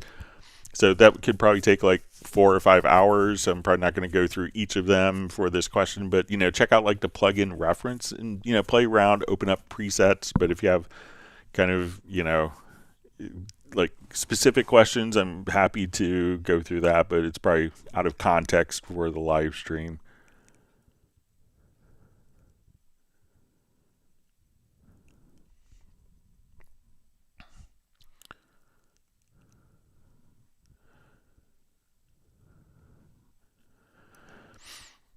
All right, so we see from Jackie Barr says, I'm having trouble getting my configurations, the view ones, to hold when I switch from mix console to project window, even though I have sync checked for both. Okay. All right, so let's do just kind of a small example here.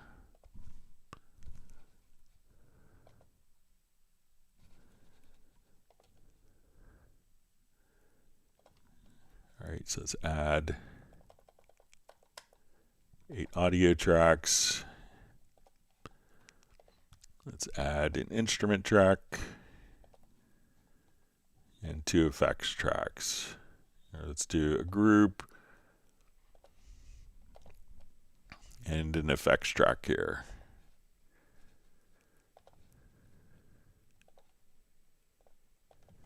All right, so we look at our mix console. So generally what we have is our visibility here, so that when we go to the visibility tab, like if I didn't want to see the effects tracks, we can, or whatever tracks I don't want to see, we can just click here and that's automatically carried over. So these will always be in sync with the lower zone.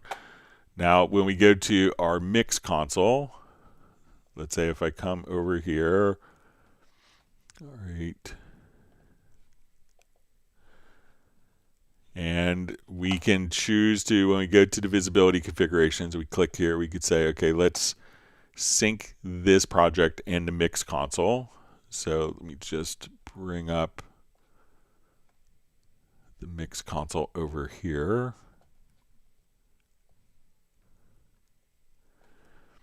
Okay, so now as I come over here, let's just,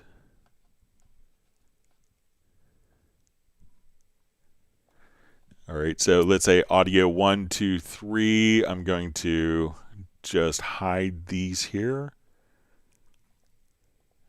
And let's say audio 7 that we see visually, when I hide this, that's automatically kind of in sync. So if the only thing that we have here is going to be, let's say, our effect channels, we could see that. And let's add our Howling and Sonic channels. So we can see that those are synced, but so just check again that you have sync project and mix console, but it seems to be kind of working as expected for me. But let's check configurations as well. So let's say, so I think as we do this, but let's say, okay, we only want to see, because we only have, all right, so let's look at our configurations here. All right.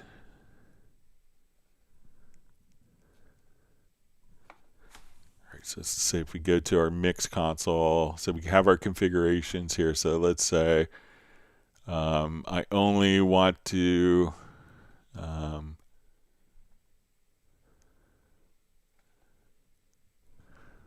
me just add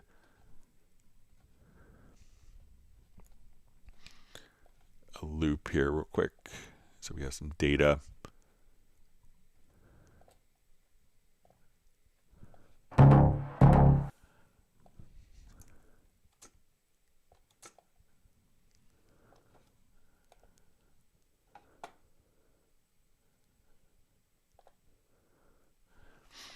Okay, so let's say I want to come over here. Let's say I don't want to see when we go to our mix console.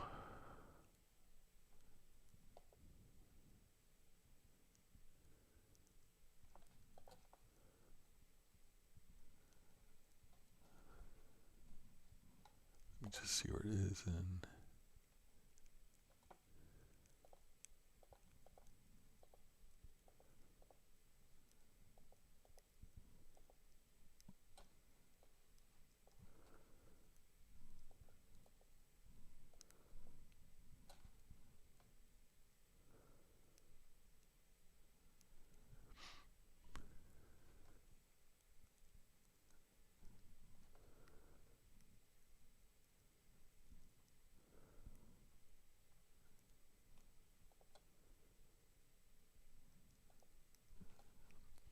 Just hide a couple of things here.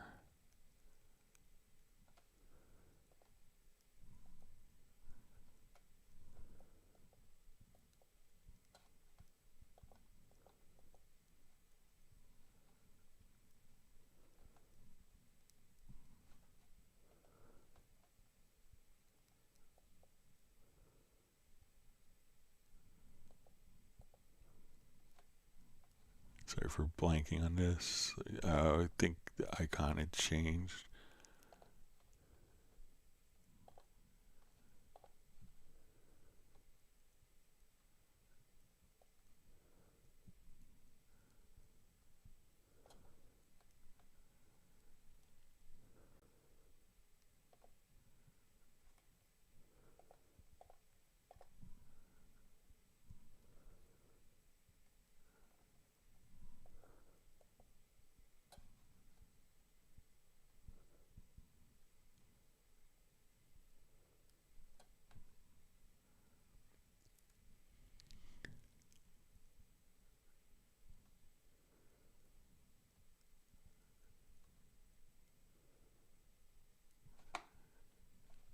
I think I'm just trying to.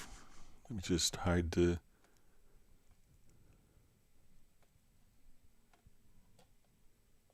Maybe, okay, just here. Okay, so let's say, sorry about that. All right, so let's say we come here and I don't want to see audio tracks. So we go to the mixer.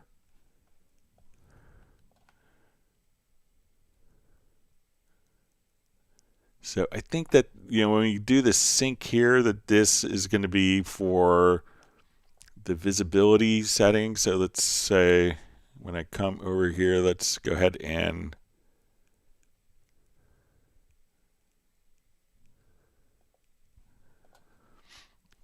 but I think that this is going to be for the visibility settings that are in the mixer, and that those, I will play around with that some more over the weekend, and maybe we could go over it Tuesday. Sorry about that.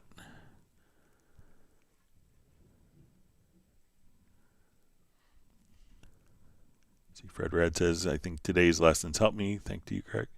So you're welcome.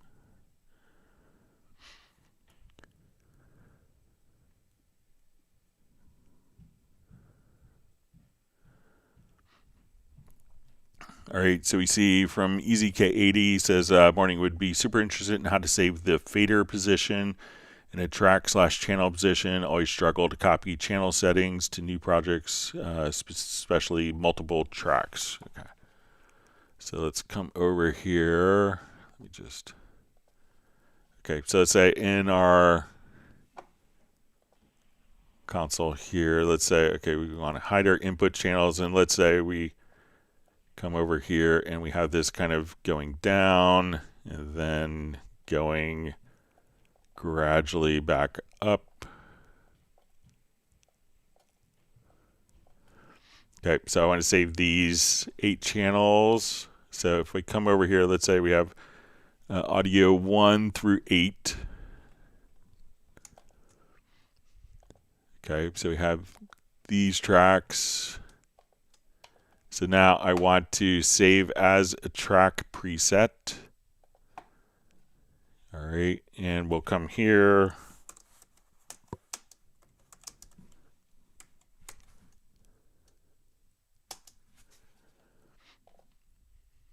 Okay, let's go to a new project. Empty. And let's get to user presets, to track presets, to multi. I think it's usually to multi here. We see our February 13th, 1 through 8. I drag that over. And now we can see all of the faders are preserved as we just did. So right click, you can save a multi-channel preset. So save a track preset. Then to recall that track preset, you want to come over to user presets, track presets multi, and then you can just double click or drag it over. So we double click. Now we can just add those particular tracks there. All right, great to see Gareth on. Well, Hot Mess Contingent is on the live stream.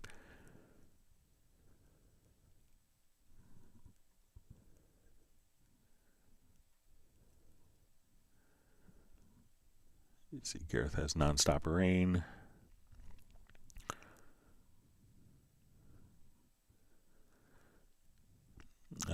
So we see, when is Nuendo 15 dropping? When it's all done and ready, so generally they don't announce terribly much in advance when it's coming, but it's in the works.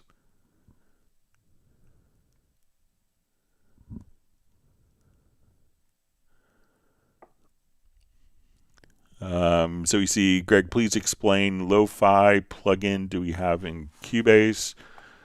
So if we have, different plugins, if you want to do like lo-fi stuff, let's see if there's one of them is actually called.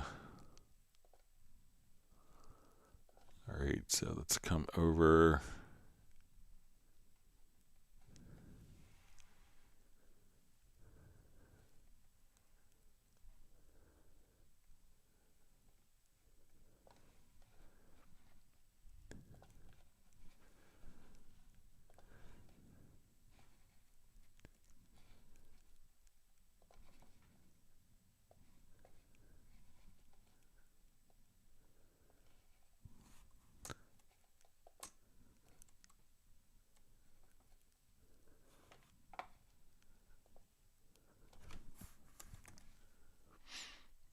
So if you wanted, like different lo-fi plugins, so let's say, like as we're playing along here, any of the filters that we discussed previously. So if you wanted to come over to, different filters, so you could say, okay, I just want to go to underwater.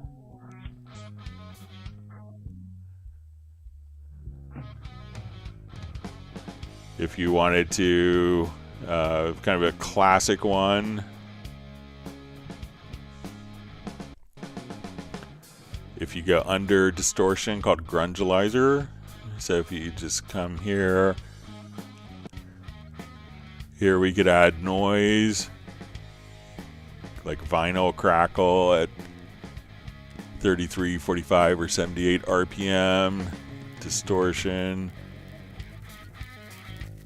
Got AC hum at 50 or American hum at 60 cycles. And just kind of EQ as well. So I see a company trying to sell a plugin that does that. So we've been doing it for 25 years or so.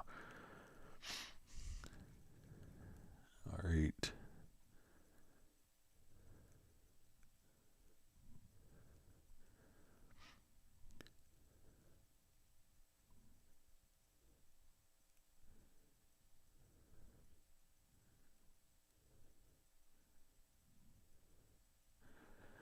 All right, so let me get to some of the questions that were mailed in. So we get to those. All right, so you see how to do mid-side EQ and compression in Cubase.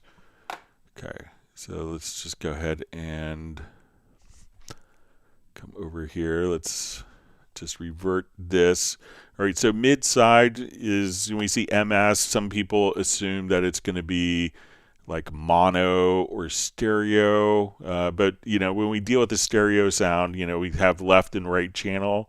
But another way of looking at it is that we also have the middle part of the panning spectrum and the side part of the panning spectrum. So if we wanted to process like the middle, like maybe we have just a mix and we want like the vocals to be EQ'd, or the snare drum stuff that's in kind of panned into the center independently or compressed independently of the like what's on the left and right edges, that's when we could do mid-side processing. So if we come here into frequency, we take this particular track and we'll say, okay, as we're listening to it,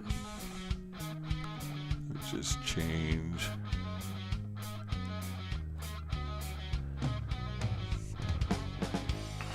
Okay, so if I want to take like EQ band 4, we could switch this from a stereo EQ to a mid-side. So now, if we listen to kind of the outer edges, when I do this EQ, it's only in the middle part of the panning spectrum. Now, if I wanted to adjust the sides and make the sides brighter, this way the actual EQ that I'm applying here is only going to be on kind of the left and right edges.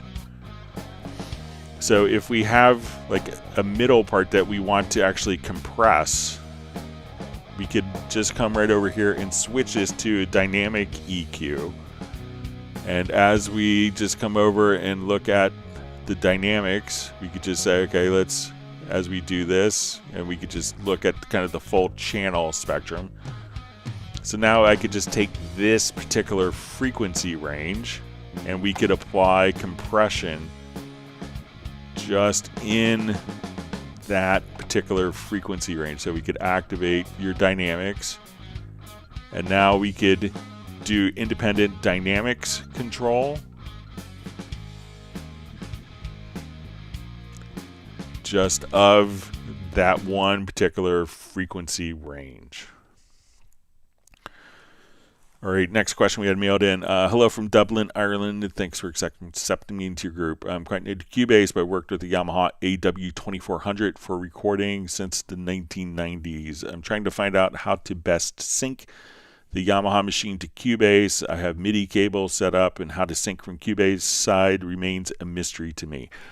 So most of those hard disk recorders don't actually sync externally properly. So I believe the AW2400, if memory serves right, had a MIDI in and out. And the MIDI in and out is okay if you're driving a sequencer. But if you wanted to synchronize it, into Cubase, what you are lacking is a way to resolve the audio clocks. So a lot of people think, oh, we could do MIDI timecode. And MIDI timecode is designed for MIDI, but you need to have a clock reference point. So you need the digital audio clocks between the two devices to sync up. So what you can do, you could try, and it's going to drift out of sync because the audio clock on the AW2400 can't really be perfectly in sync since there's no clock out or input. Now you may, if there's a SPDIF connection, you may be able to set the clock there, but see if what you want to do properly to do it is to have the word clock or a clock, a digital audio connection between your computer and the AW, and you need, between the AW2400, you need to make sure that that digital audio connection can have the clock sent to it. You would go to your studio setup in your audio interface. I don't have a digital audio interface, and here you could say externally clocked and tell it where it's receiving clock from. So your audio interface would need to be able to receive the clock as well as the clock is being sent out from the Yamaha device. So once you have the clock connected, the clocks can be synchronized. Then what we would do is go to your transport menu and go to the project synchronization setup. So here we could have kind of, you want to go to your MIDI time code, and then we could say, okay, this is the MIDI connection where it's connected. We want to send MIDI time code. And we could say, okay, your MIDI timecode destinations, we could just simply set this, of where MIDI timecode is, going in, where it's coming in. And then at that point, you want to just come over here and activate external sync. So when you hit play on your AWS, the MIDI is going to be sent out, and the clock between the audio clock is going to resolve and synchronize together, so you have proper synchronization. So I'm not sure if the Yamaha, I'm inclined to say that it doesn't clock. It may send clock over like a SPDIF input. So if your audio interface has a SPDIF input and the clocks can be set, then you'd be all good. But you may just have to kind of fly in a couple tracks at a time and shift them around. And that's just the nature of the AW2400. Okay, next question. Okay, we covered that already. All right, so we see, all right, so we covered that one already. So question, is the new Yamaha URX44V capable of being set to direct monitoring within Cubase on Mac? I believe that it is. So, most of the Yamaha devices can have the direct monitoring. I haven't gotten one yet. I'm supposed to be getting one. But I will see if I could check. I'm kind of on the Steinberg side of things. I don't always get that. But I believe that it should function the same. And the next question, does the Yamaha URX44V utilize DSP mix effects? So I think I didn't get a chance to kind of play with it at NAMM because I was in another booth area.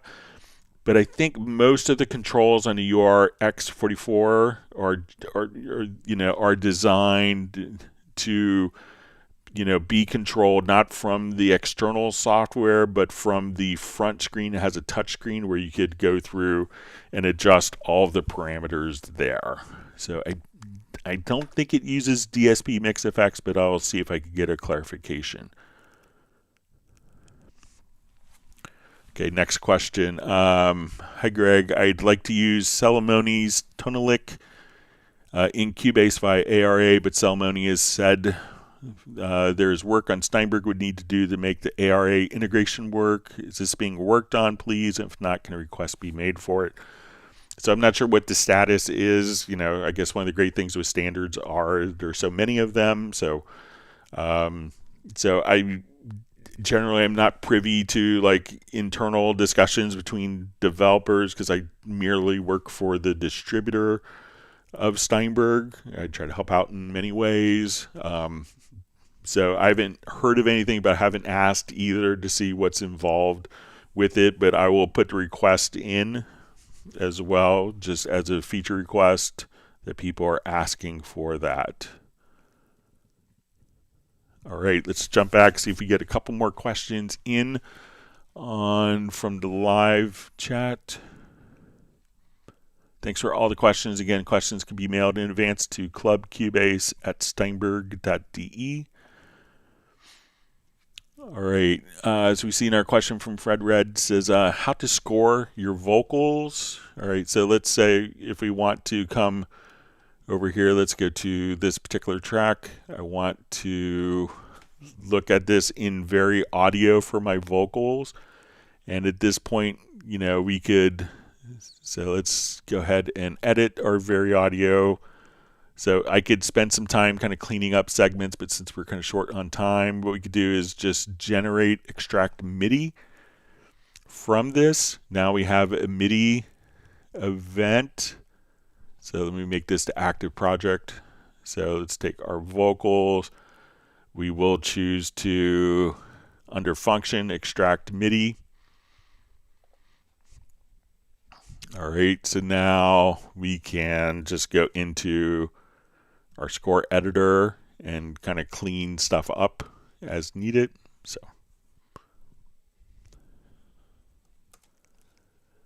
So you would need to convert it into MIDI information in Very Audio, and then you could score the Very Audio part.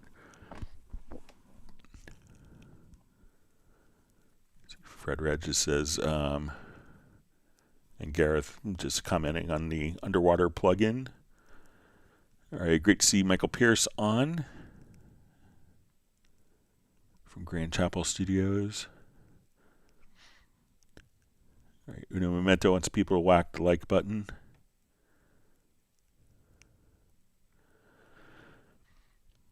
All right, so we see from Fred Red, can the effects dock affect the key of the vocal? So I'm not sure exactly what an effects dock is, but you could change if you wanted to change the key of a vocal, like the pitch shifter plugin could do that. So let's say, if we're in,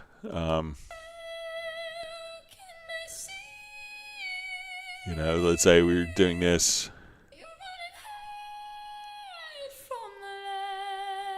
So I could just transpose the vocal here. So if you need to transpose a vocal to a different key, you could do that with like the pitch shifter plugin.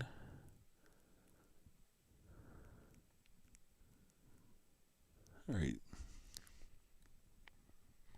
So Gareth is wishing everyone a happy Valentine's Day tomorrow.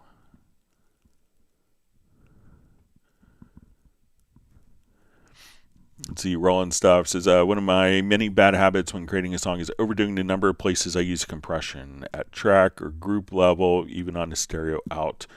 Although each compressor use can be individually justified, collectively I think it's probably too much. Same for EQ, actually. What would your advice be, please, Greg?